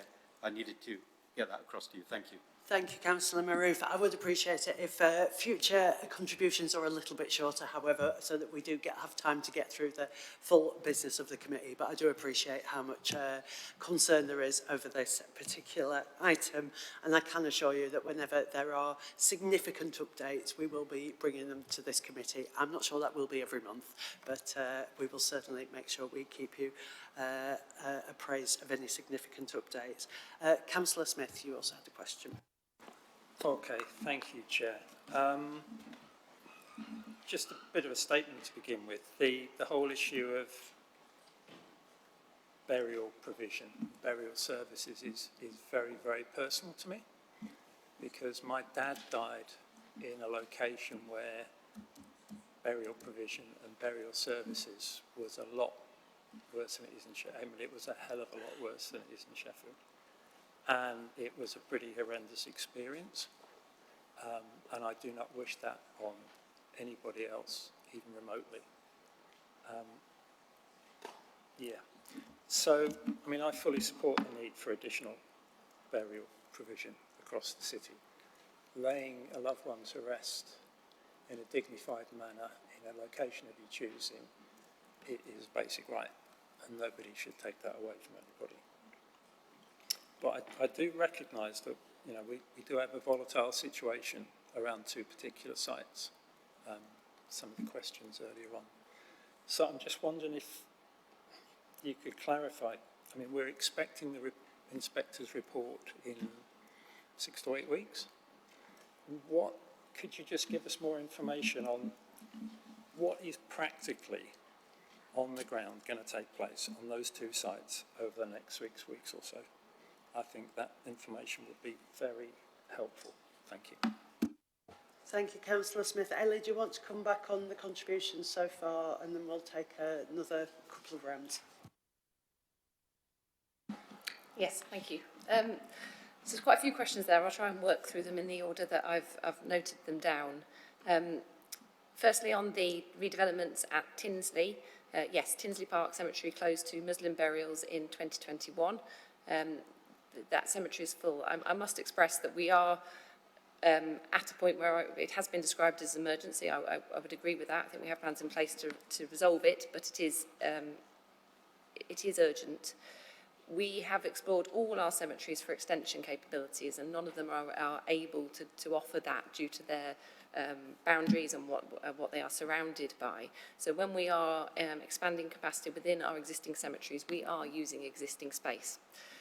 We have cleared some self-set trees and some other areas at Tinsley in order to create the extra space, but I absolutely reassure councillors and community members that the space that we are freeing up will be dignified and will be suitable for burials. The ground conditions at Tinsley are very favourable, so we don't have the same concerns that we have in other areas around groundwater, and we can increase planting in other areas to recreate the boundary that is being eaten into. So any area that is freed up and cleared, and when we have our excavators, even when they're digging graves, go into, can churn that ground slightly, but we are very mindful of that, and we will ensure that the area is grassed and seeded and is presented well. In terms of the project timescales, that's one of our biggest challenges is answering that at the moment, and that is because we need the next phase of this groundwater feasibility work to inform timescales. So the way we're looking to approach it is that the next phase of groundwater work is intrusive. It does involve digging holes in the ground and monitoring rock, soil type, water levels, but it only takes a number of days.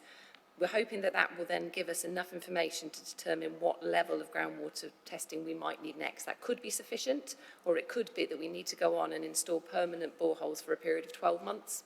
Now, obviously, that has a major impact on the project timescales involved. So we're keen to progress the next phase of feasibility, get those results, and then we can start to make individual site-specific project plans with timescales, which would then go through the capital delivery process. I assure you there is a team in place with regards to cross-party, now you've got me saying it, cross-council team working. So we have got a working group that meets every 4 weeks and inputs in between with colleagues from planning, property, legal, and we have a project manager who's been appointed to lead this work now as well. So we are a team who's come together to deliver this. In terms of the capital programme, and I think Kate might come in on this as well, yes, this will go through the capital programme. I haven't got the funding to deliver all these new cemeteries within our existing budgets. We are probably looking at a model where we look at repayment through the burial income itself. So you lease a grave, you charge for that purposes, and we can repay borrowing on it. But we do need to go through that process. In terms of quality of new sites, I think most of our cemeteries, as laid out in the report, were opened over 100 years ago. They were set out 100 years ago.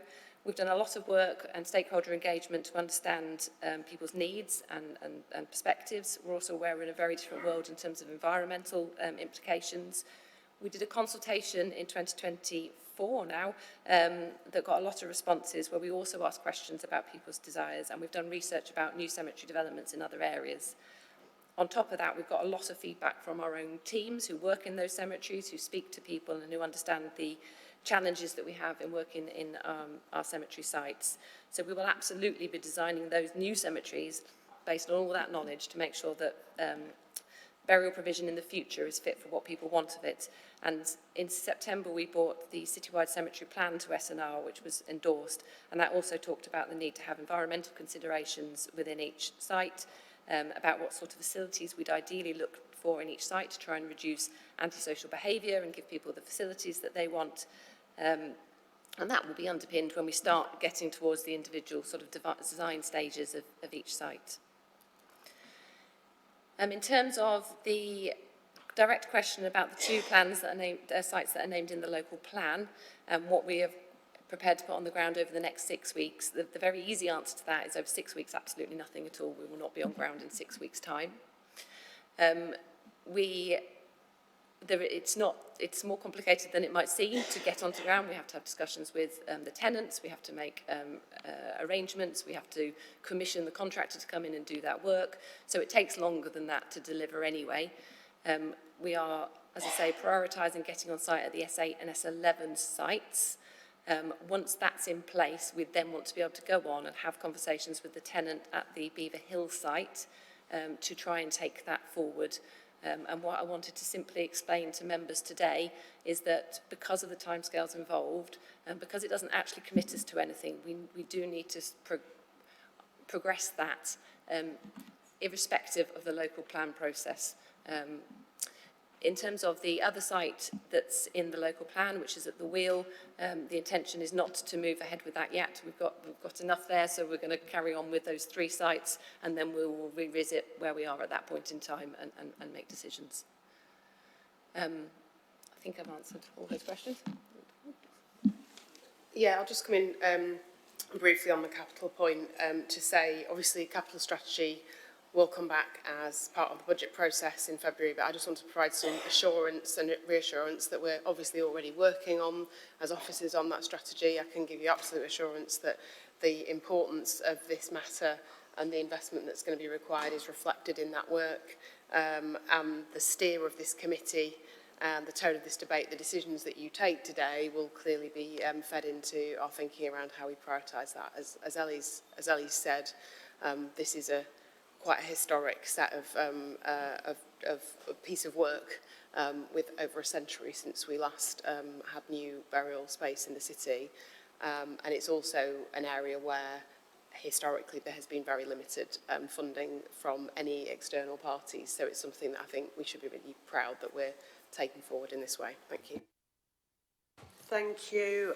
We'll take another round of questions. Again, I will urge brevity as we have 6 people still wanting to speak. I will stop after that because we've got 2 more substantive items on the agenda. Councillor Booker. Thank you, Chair. This question relates to site S13 Beaver Hill Road. Archaeological constraints. The Council's Heritage Impact Assessment for this site, Heritage Impact Assessment, Additional Sites, May 2025, Section 5, records crop marks near the west edge of the site that are suggestive of an Iron Age to Romano-British activity, with a high probability that the formed part of a larger agricultural settlement, and notes that the limited past ground disturbance means the condition of the remains is anticipated to be good. It is required mitigation that the development be informed by appropriate archaeological assessment, stroke evaluation, and areas of archaeological importance excluded from development. The earlier Green Belt Review Archaeological Scoping Study 2015 rated the site's archaeological suitability as uncertain with a major archaeological constraint. The Council's November 2025 guide to its heritage evidence still lists the study as current source for the site, so its findings stand. How can intrusive groundwater investigations be planned across the site before the extent and the significance of its archaeological remains have been established? Will the Council commit that the archaeological evaluation precedes any intrusive groundworks and that no works take place within the identified constraint area until it does? Thank you. Thank you, Councillor Booker. Councillor Horner. To follow on from that, Chair, I have extensive knowledge of burial sites. Before I came back to my native Yorkshire, I lived in Suffolk. Brandon Town Council spent 20 years trying to build a new cemetery across the road from its existing cemetery. And I've attended all sorts of meetings because it happens to be on a river as well. So I'm really know more than I really ever want to about all the constraints about burial sites, believe me. question of Beaver Hill is the one I want to touch on. You're quite rightly saying this, it is sensitive, and we've heard the point also now about the archaeological issues. I really think, we talk a lot about consulting with people, and it's an overused word, and indeed in this it talks about, communication with people. I think people affected by these sites are very cynical about all this. The last information I've had from them is that they'd rather that nothing was done until they get the inspector's final word. This seems to be a matter of a few weeks. And I do urge people, given the sensitivity of all this, that we do not consider doing anything about this particular site until we have that final report.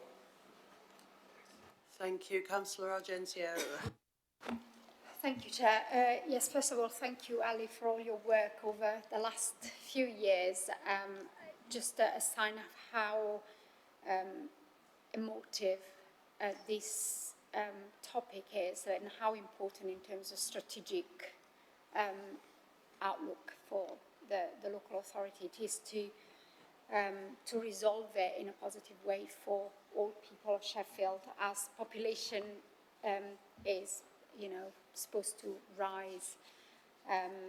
The need for burial will also rise.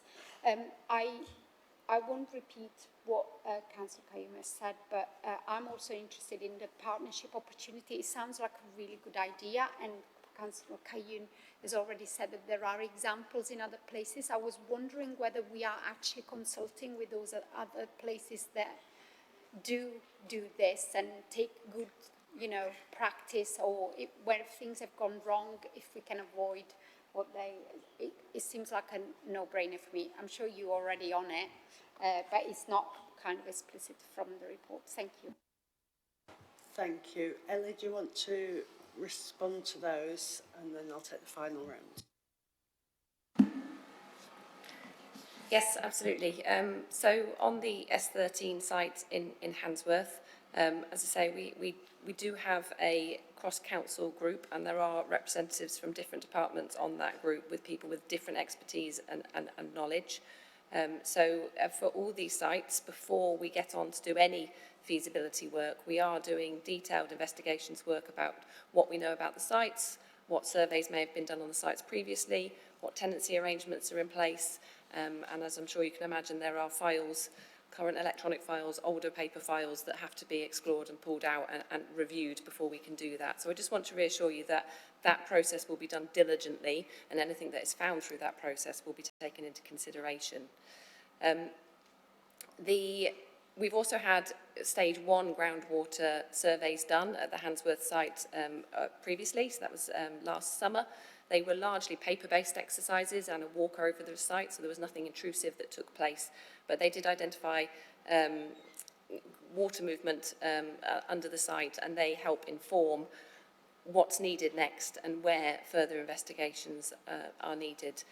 I wanted to put the proposal in the report because I think it's important that we are open and transparent about our issues and our challenges and our need to take this forward, but that is for members to decide as to whether we do so at this stage or not. Just to reiterate the point, however, it will not involve getting on site within the next 6 weeks. Just to respond on the partnership approach, absolutely there are different models in place in different parts of the country. We are absolutely in contact with colleagues to try and explore what is working well or not working so well in other areas, what they've learned from those approaches, and then look about what approach might be right for Sheffield and how we might deliver that. As I say, we're in the very early exploratory phase at the moment. Thank you. The next round, Councillor Hampshire. Thank you, Chair. So on the importance of scrutiny and some of the sensitivities around this area, I'm going to ask some clarification of process and procedure. So I think that the first landing place for this burial policy should not be here. It needs to be within CPL, Communities, Parks and Leisure. That's the established procedure up to now. So we have another opportunity to scrutinise the work that's going on. We've already got liaison with officers. I'm not saying it can't be S&R, but I think it's important that we clarify that.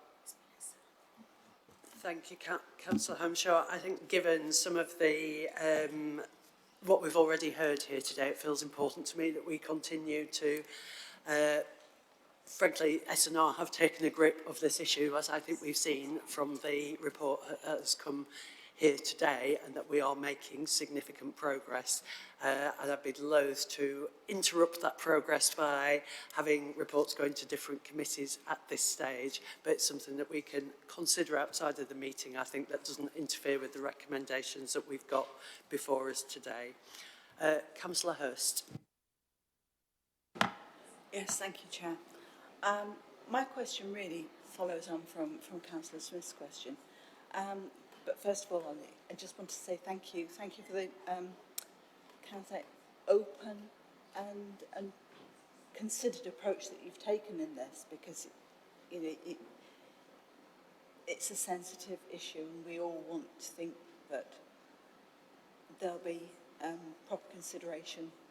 Yeah, death is as much a part of life, but it's upsetting for the family. Councillor Smith asked about the timeline for the 2 sites that are included in the local plan. I just want to specifically look at the Beaver Hill one. Even if we're outside of the inspector's report, would we consider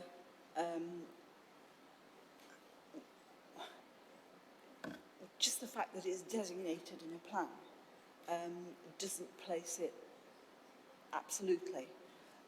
If there are finds of archaeological importance in there, could we work around those, not to disturb them, and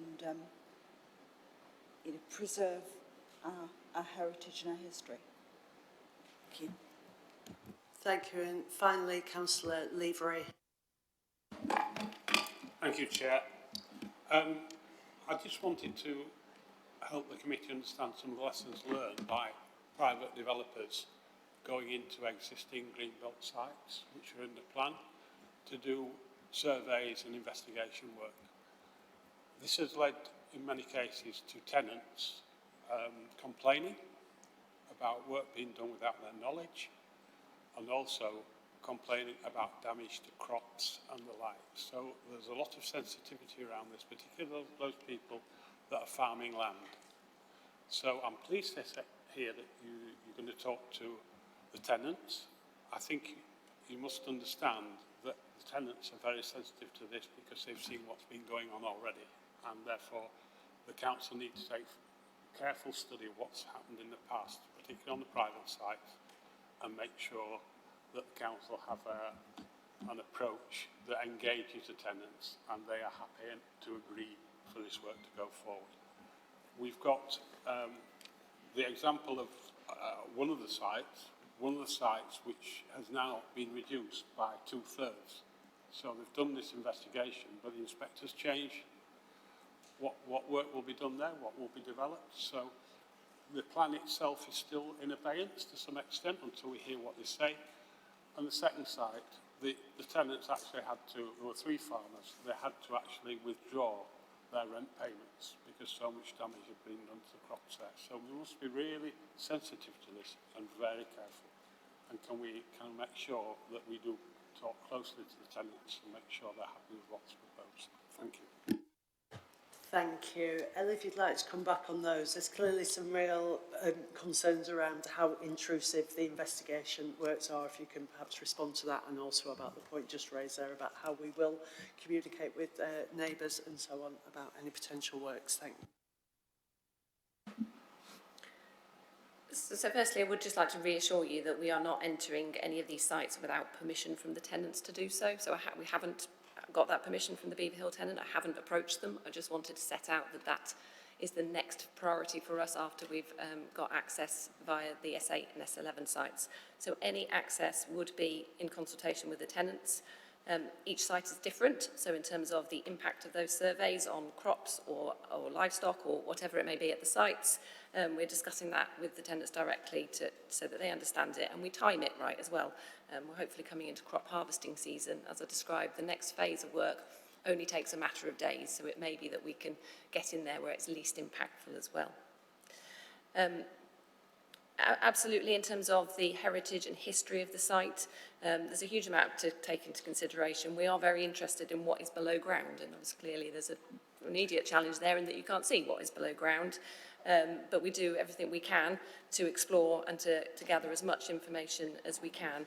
And we wouldn't be looking to excavate somewhere with important history or heritage underground that needs to be preserved. It wouldn't align well with the use of a burial site anyway. I think I've answered those two questions unless I've missed anything.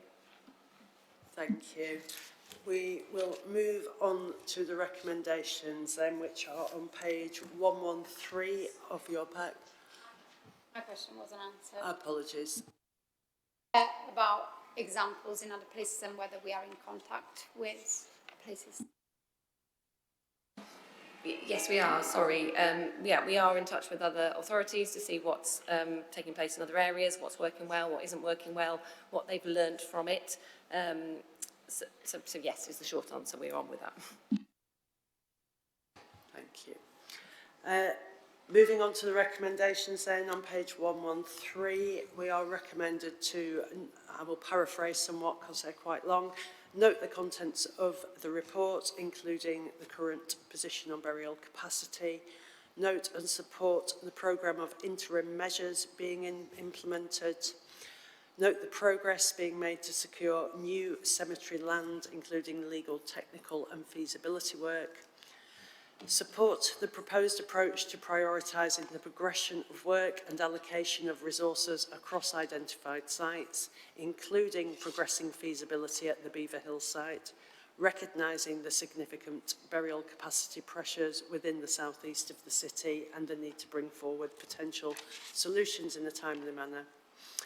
To agree that the Council continues to engage with stakeholders to explore potential partnership models for the delivery of burial provision, including potential for a community organisation to take part in this, and to confirm that the Strategy and Resources Policy Committee will retain strategic oversight of this programme and request a further update.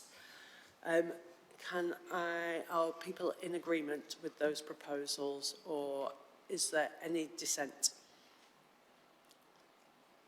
John? Sorry. I'm going to abstain on this vote, Chair. Is that yourself as well, Councillor Hesketh? Okay. If, seeing as we do have not unanimous agreement, can we just take a vote in favour of those recommendations? Can I see those in favour?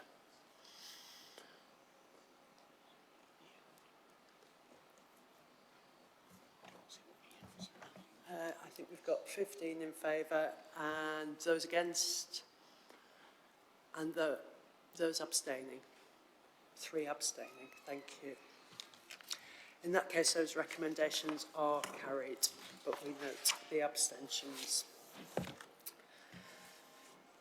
Right, we will move on now to item 11, and we have several visitors, I believe, for this item who can be taking their seats as I introduce it. And this item concerns a future investment and upgrade programme for the Crucible Theatre. Members will know that the Crucible is one of Sheffield's most important civic and cultural assets. Excuse me. And it's recognised nationally for the quality of its theatre programme and internationally as the home of the World Snooker Championship. Together, these roles have made the building an important contributor to the city's cultural identity, our visitor economy and our global reputation. Excuse me. So, over the past year, significant work has been undertaken to reimagine and secure the long-term future of this iconic theatre, and I'd like to thank my predecessor, Tom Hunt, as well as the representatives of the Crucible who are here today for the time and effort they've invested in this work, and indeed our outgoing Prime Minister who convened investment partners to come together to take this forward. I will take your comment in a minute, Councillor Holmeshaw. The report before the committee sets out the progress made to date and the emerging vision for ensuring that the venue continues to thrive as a landmark cultural asset.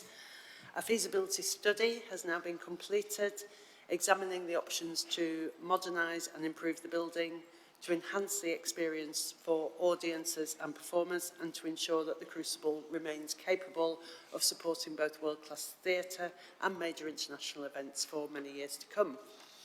So, members will be asked to note the progress to date and the proposed next phase of design development and the emerging funding strategy. But given the significance of both the venue and the opportunities that have been identified through this work, we have asked the architects to attend and provide a presentation on the design work to date before members consider the report. You will note there is a confidential aspect to this report. We will have to go into closed sessions if members wish to discuss that. Councillor Hamshaw, was there something you wanted to raise before I asked for the officer report? It was simply that I wanted, before we got into the discussion, that I'm a member of the Theatres Trust, Sheffield Theatres Trust, and I just wanted to reflect that one up. Should have done it at the beginning. I'll have to do that.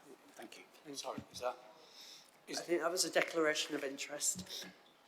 Can I just clarify, that's just an ordinary member rather than being a member of the management of it, or? Councillor, I'm sure ought to leave then, yes. Thank you. Thank you for clarifying that. I will now invite Sean McLean, the Director of Regeneration and Development, together with Wilshire Law, Forum Allies and Morrison Architects, to provide more detail on the work undertaken to date and outline the potential investment programme, the next steps for the project and the presentation on the design work that has been undertaken. Thank you. Thank you, Chair. Just before the architect will presents some of the design work done today, I just want to give a bit more of an overview of the feasibility work that has been done. And a key part of this has been recognising both the significance of the building and the opportunity to secure its long-term future. The feasibility study has explored how the theatre can be sensitively adapted and modernised. A key objective has been to understand how capacity could be increased from the current 960 seats to around 1,500 seats to create both a theatre in the round and a venue of a size that is suitable for major events such as the World Snooker Championships, whilst alongside all that work preserving the distinctive qualities that make the Crucible such a special theatre.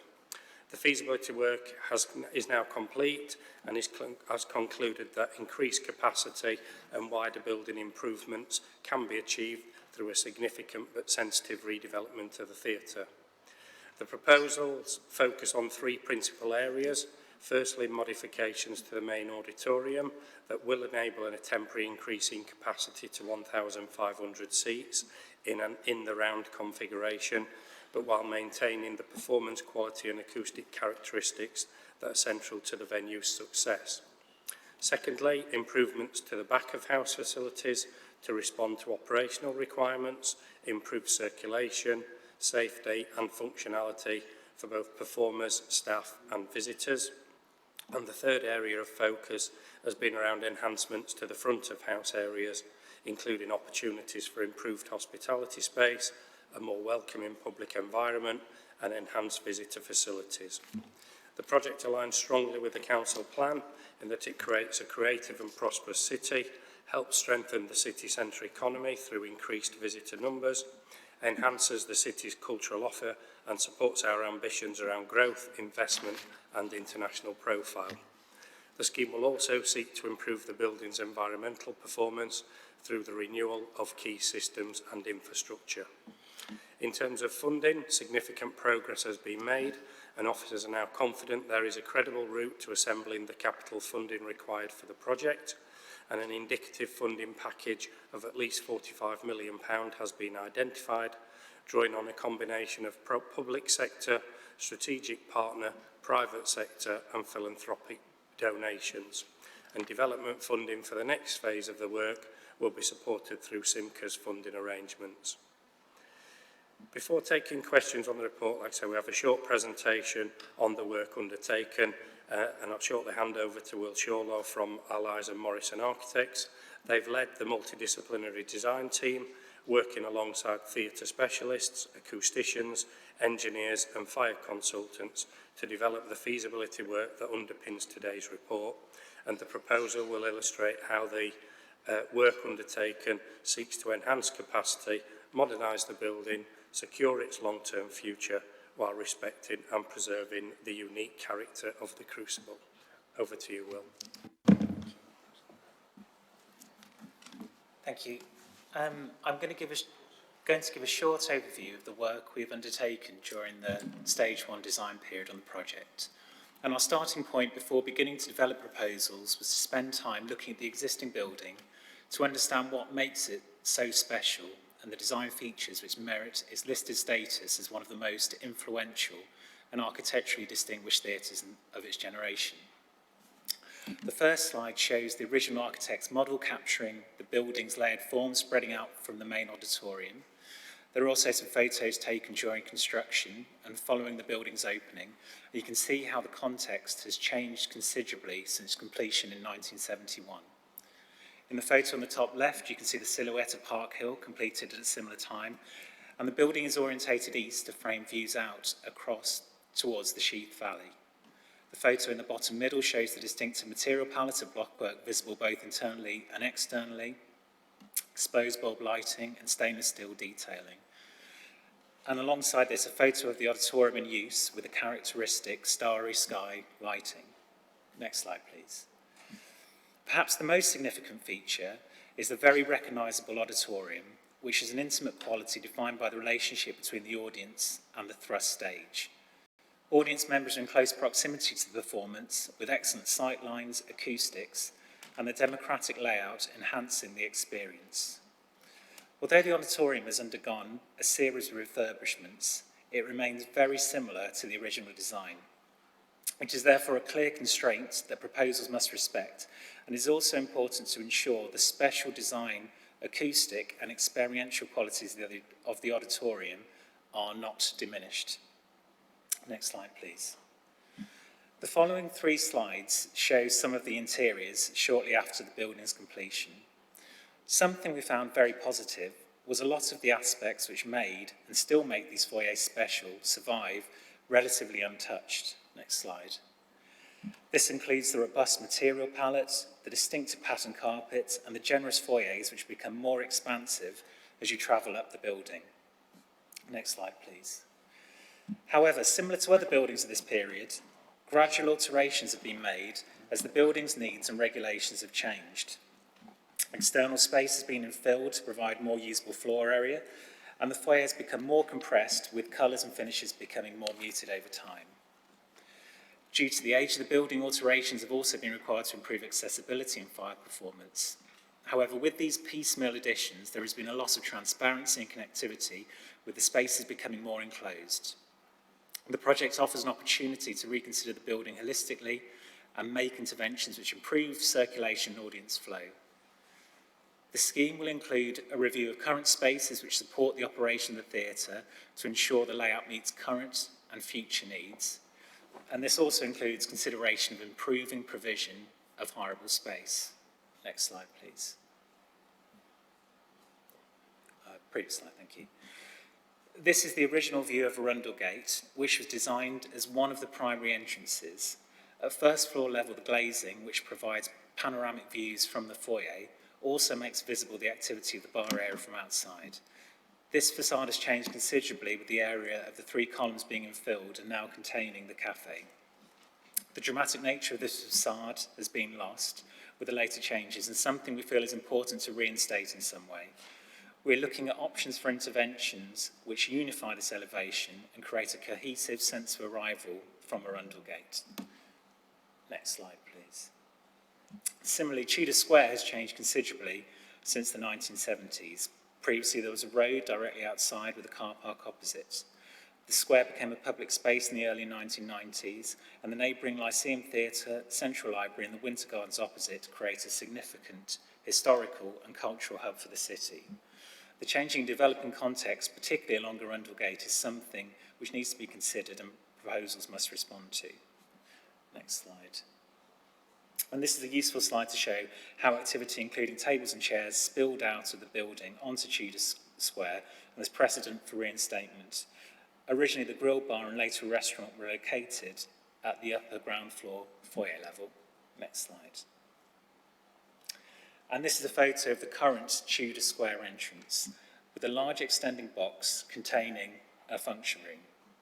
This is part of additions made in 2010, which prioritises Tudor Square as the main entrance. Also visible is the extension of the existing facade to house a new lift. And to the left of an image is a canopy added in the early 1990s around the studio theatre to cover an access square. This is something we're looking to remove for heritage reasons to return the exterior of the studio theatre to its original appearance. Next slide, please. The theatre is also synonymous with World Snooker Championships, which has taken place at the Crucible since 1977. The aspects which make the auditorium great for theatre also make it ideal for snooker, with a thrust stage configuration allowing all spectators to be close to the table and creating an intimate environment. The proposal will seek to secure a lasting relationship with World Snooker, and similar to theatre, we are also considering opportunities to improve functionality during the championships. Next slide, please. The proposal, therefore, is to increase the number of seats in the auditorium to 1,500 by locating temporary seating in the current stage area. This will allow increased capacity and artistic opportunities for the theatre and the snooker championships. The temporary seating will be fully demountable, allowing the proscenium walls to be reinstated, maintaining and respecting the significance of the original auditorium design. Beyond the auditorium, analysis has been undertaken of the existing building to understand the extent of modifications required to improve accessibility, fire escape, access to the technical areas, and generally improve circulation. Next slide, please. As this slide shows, the temporary seating follows the same democratic arrangement as the existing, with a configuration offering a 360-degree view of the stage. When the temporary seating is removed, the widening of the stage will also provide artistic gains with increased scenic and staging possibilities. Next slide, please.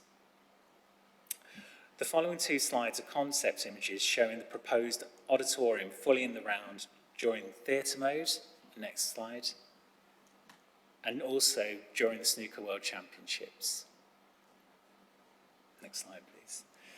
This slide shows a model of the current building alongside early proposals for external alterations to the building. This includes expansion of the foyers out into Tudor Square to increase provision for the larger audience capacity. It is also proposed to increase the volume of the building to the west, to relocate areas displaced by the expanded auditorium and allow for the increased plant requirements. Next slide. This is a close-up view of the proposed concept model, with the additions to the building being considered sensitively and following the existing geometric cues.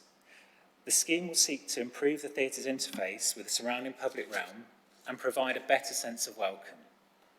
There is an opportunity to create a more inviting building which animates the surrounding public space.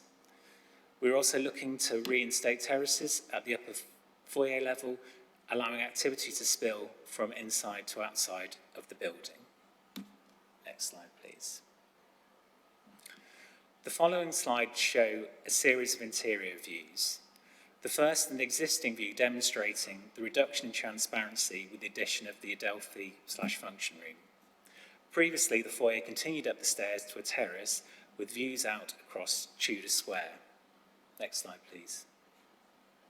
This comparative view shows the impact of opening up the elevation and reinstating these connections between inside and outside. This will help to create lighter, more generous foyers. Initial foyer studies have also been undertaken to understand options to improve accessibility, options for bar locations, and to ensure there is adequate WC provision for the increased capacity. Next slide, please. This conceptual ground floor view shows the aspiration to ensure the foyer spaces are animated throughout the day and reconnect the studio theatre and main theatre foyers, which currently feel disconnected. Initial proposals will look to decluttering the lower foyer space by relocating the cafe to the desirable aspects of Tudor Square and improving the visibility to the Arundel Gate entrance. Next slide.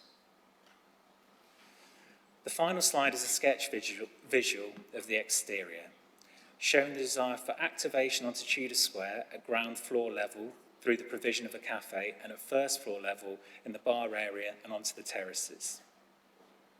There is an idea to provide additional space above the studio theatre, which allows high-level views out across the city. The series of interventions are intended to be sensitive but contemporary, enhancing a building which is a cultural landmark within Sheffield and a wider context, with an overall ambition to future-proof the venue, both artistically and commercially. Thank you. Thanks, Will. I think we're confident that the feasibility study that's been concluded demonstrates that there is a route to increasing capacity, improving the visitor experience, modernising the building, whilst respecting the qualities that make it unique within the funding envelope that's been identified. It's important to emphasise that we remain at a very early stage of the project. As the Chair's mentioned, we're not seeking approval of any final designs or programmes at this stage, but to seek support to progress into the next phase of design development and business case work, allowing us to undertake the detailed technical design work, planning and listed buildings approvals and stakeholder engagement activity before final capital approval decisions will be brought forward.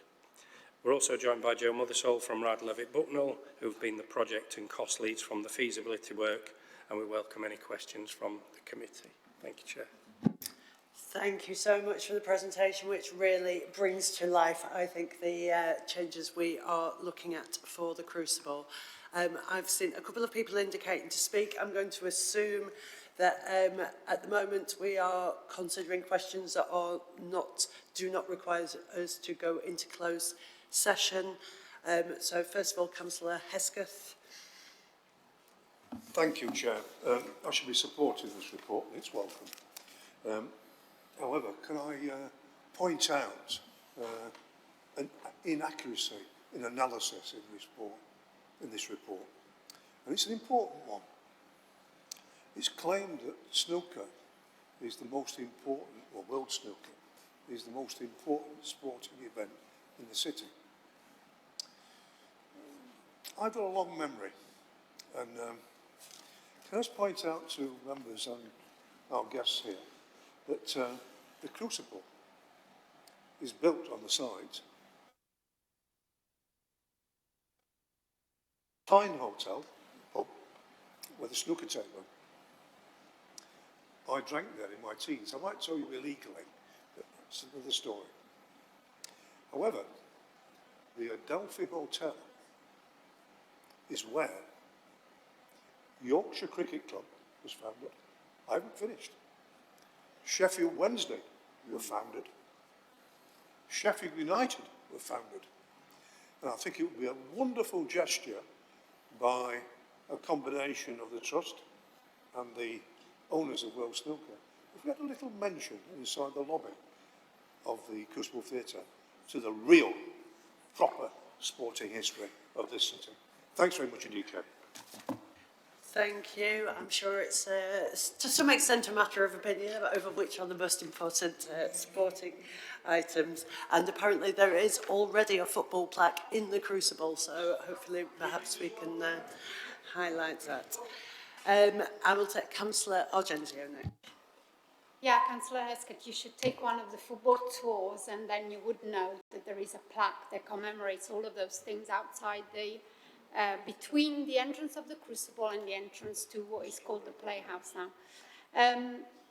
Thank you so much. This looks really exciting, really something to celebrate. I was just wondering, the extension above this, what you've called the studio, is called the Playhouse now. Is that like a replacement for what is called the Adelphi Room? Because that is very well used by lots of organizations. So are we kind of replacing, because it looks amazing, the terrace and everything, but obviously the theatre would lose a source of income because they do rent that meeting room out quite a lot.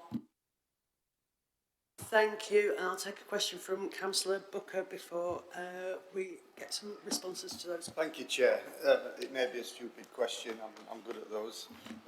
How sound is this contract we've signed with World Snooker? I mean, why I ask is we've got China... Respectfully, that's the next item, Councillor Booker, and we can go into that, into some more detail then. Sean, do you just want to respond to those, and I'll take another?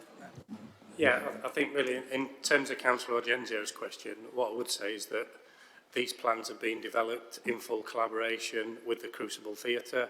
The improvements that are needed both help them in terms of the space, and any space that's being removed or transformed is put back and the Crucible's left in a better place. But in simple answer to your question, yes, it does replace the current Adelphi Theatre, but in working with the theatre management team, we'll ensure that what's put back is better and improves the facility overall. So there's an improved result in terms of facility and spaces that the Crucible end up with at the end of the project. Thank you. Councillor Diamond.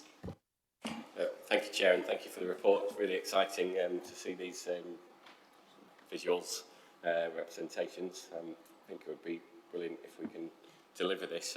You mentioned future-proofing in terms of commercialisation, etc., commercial sustainability. Have you also looked at future-proofing in terms of the buildings,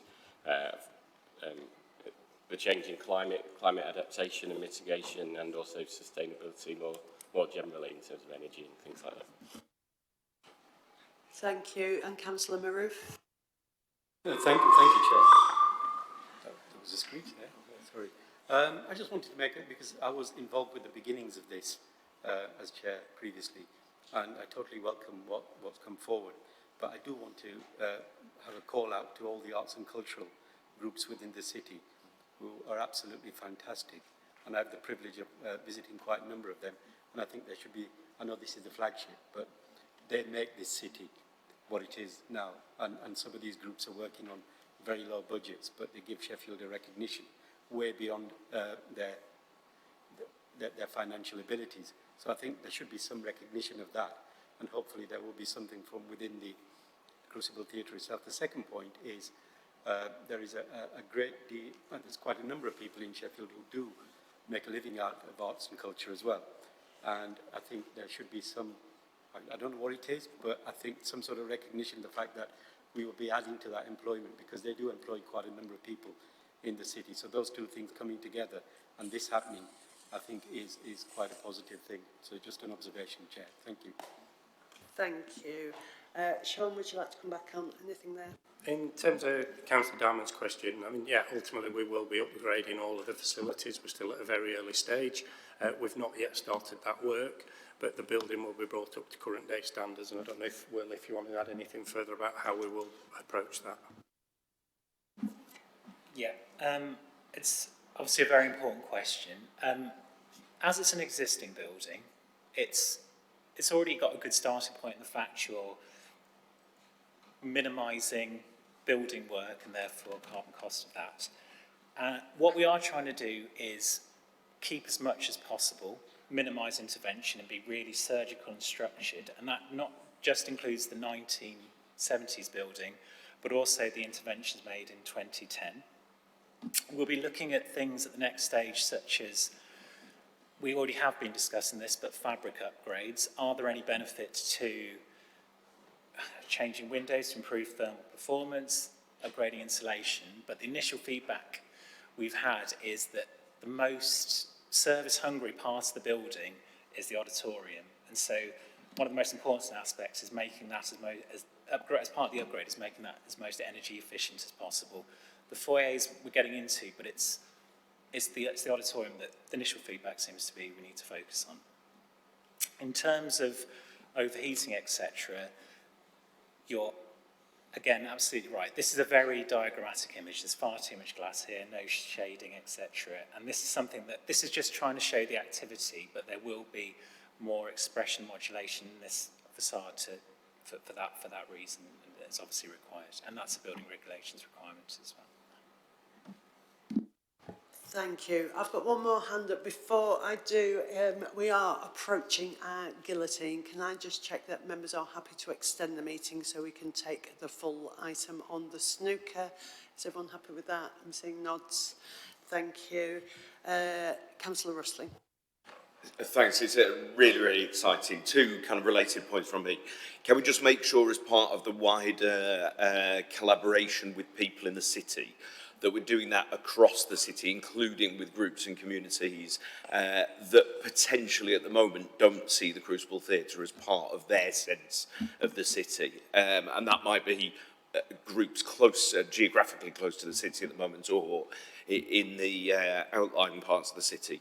And then as part of that, just to make sure that when the building actually starts, young people, particularly in the city, are benefiting from that process through training, through apprenticeships, through jobs.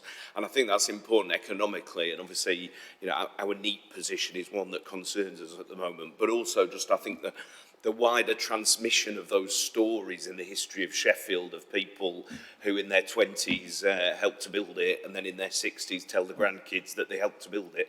I think that's a really important part of this, just to safeguard it within the structure and the memory of the city.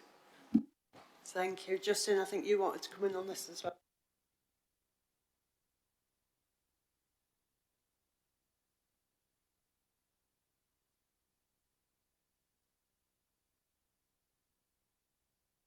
Okay, apologies about it.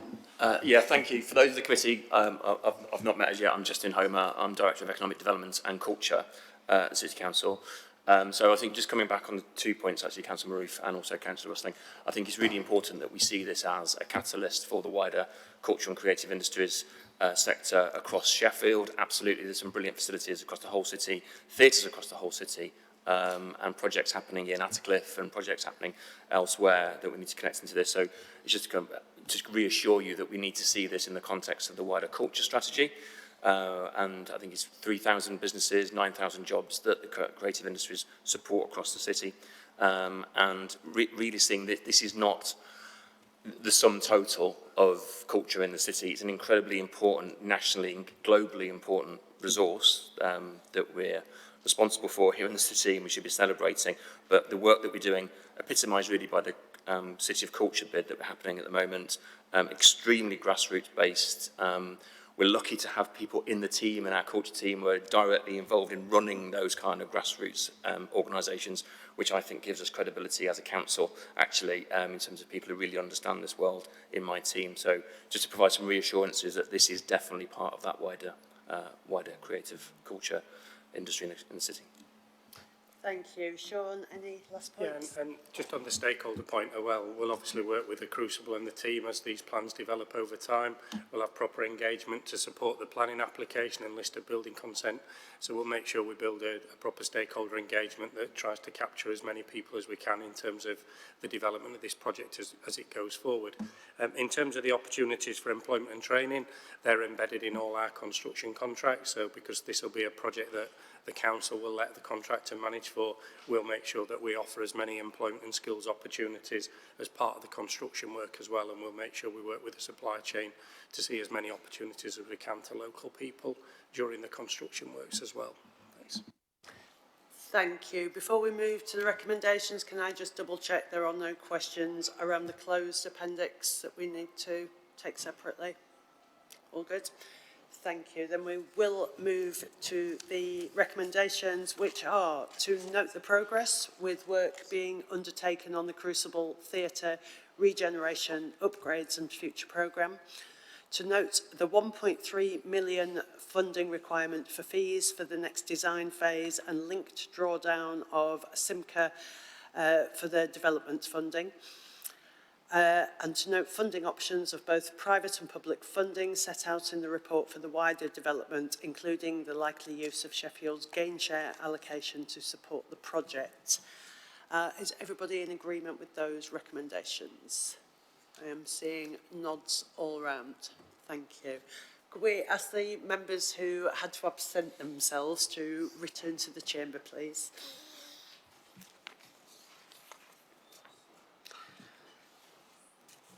And with thanks for the extension, I appreciate people are having to take short comfort breaks, but I propose we get straight on with the agenda, if that's okay, so as not to further delay us. We will, and can I say a big thank you to Will and to Joe for coming in for that item. We really appreciate it. We're going to move on to our final item, item 12, which is securing the future of the World Snooker Championship in Sheffield.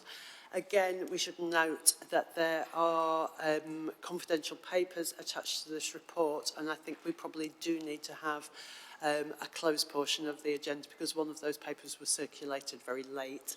And so I know the Chief Executive would like to say a few words to that.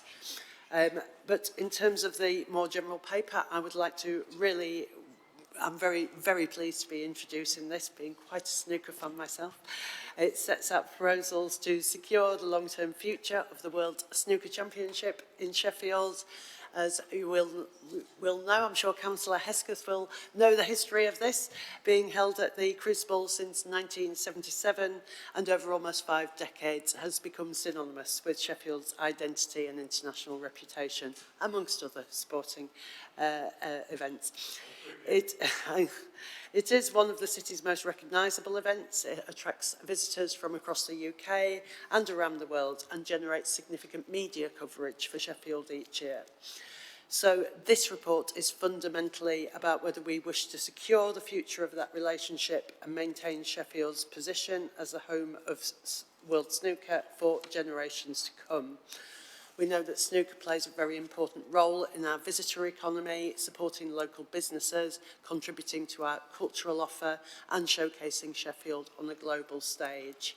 And retaining those benefits, I feel, is a really important strategic objective for the council and for the city. So we're seeking approval with this report for a framework that will enable the council to secure the long-term future of the World Snooker Championship through a new long-term hosting arrangement. And the report also seeks delegated authority, which will allow officers to conclude the contractual and legal documentation within the framework that is set out here for members. Members should feel assured that a significant amount of work has taken place in developing these proposals, supported by specialist independent advisors covering legal, commercial, procurement and financial matters, and officers that have also worked closely with World Snooker Limited and the Sheffield Theatres Trust and a range of specialist advisors to ensure that members do have the information required to take this decision. So the report that is before you does reflect many months of negotiation and analysis and due diligence. I have talked about the confidential information within the report, and we can take that during the discussion, but ultimately I think this report is an opportunity to secure the future of one of Sheffield's most important international assets. I'm going to invite Lisa, I think, Kate, to say a few more words about the paper, and then we will go into discussion. Thank you. Thank you, Chair. The leaders already set out the importance of the World Snooker Championship to Sheffield and the reasons why the Council wishes to secure the event for the long term. I'd like to provide assurance to members regarding the work that has been undertaken to reach this point. Over many months, officers have worked closely with World Snooker Limited, Sheffield Theatres Trust and a range of specialist advisors to develop the proposal before members today. That work has included detailed consideration of legal, procurement, commercial, governance and operational matters. And I do just want to put on record my thanks to what I describe as the small but mighty team of colleagues who've been involved in this from for the last year or so. In particular, I want to pay tribute to Tammy Barras, who's not able to be here today, who's been done incredible work on this, and also to Rita Collins, who is on the screen. I'm afraid, Rita, you're extremely large in the room, but Rita in particular has been our dedicated in-house legal advisor on this work, and while she can't be here in person, I'm really pleased that she's able to be here today, mainly because she is the person that can answer the most complex of questions on everything. The proposal seeks to establish a long-term framework to secure the future of the championship in the city following the expiry of the current arrangements in 2027. So that's next year, which will be the 50th anniversary of the championships in Sheffield. whilst also, as we've heard previously, securing and supporting the future development of the Crucible Theatre. Members should be assured that this proposal has been subject to extensive due diligence and challenge.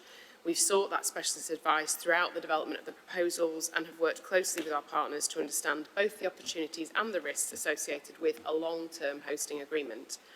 As members will be aware, some elements of the advice that we have received are contained within exempt appendices. This is because they include commercially sensitive information, legal advice and details of ongoing contractual negotiations. The Council has a duty to be transparent wherever it is possible for us to be, but it also has a responsibility to protect its commercial position and the confidentiality obligations we owe to third parties. So the recommendation reflects the outcome of all of that due diligence, that process. It provides a framework for officers to continue and finalise negotiations and the detailed contractual arrangements should members approve the report. I'm obviously happy to answer any questions along with colleagues relating to the public report in open session. However, if members wish to discuss commercial, contractual, financial or legal matters contained within the exempt appendices, it will be appropriate for those matters to be considered once the committee has moved into private session. And once we move into private session, I'm afraid you will be hearing more from me with a bit more detail. Thank you. Thank you.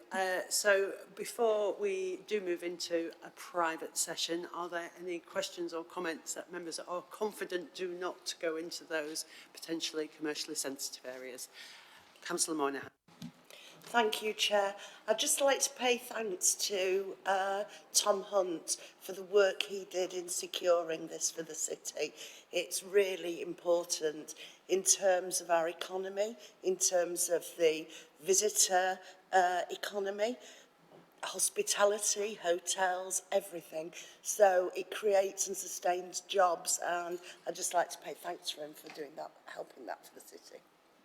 Thank you, Councillor Moynihan. I echo those words. Any further contributions? Okay, I know there was a question earlier which I think probably does fall into the confidential session, so I'm going to suggest now that we do move into the closed session. If we can pause the webcast, please. A couple of minutes over time. I'm not sure if we need to formally record that. But I'm grateful to everybody for taking part in that discussion and staying the extra time. I will paraphrase the recommendations for the sake of brevity. So we are recommended to endorse the continued hosting of the World Snooker Championship in Sheffield for the next 15 years, following completion of the refurbishment of the Crucible, with an option to extend for a further 5 years. To approve the Council proceeding on the proposed commercial, financial and operational terms that have been outlined. To note that the Chief Executive, in consultation with the Director of Finance and Commercial and the General Counsel, will go on to finalise the negotiations with World Snooker Limited, to agree the final terms of the staging agreement, to agree the final terms of the venue hire agreement, to agree any ancillary agreements and to agree any necessary amendments to the commercial model.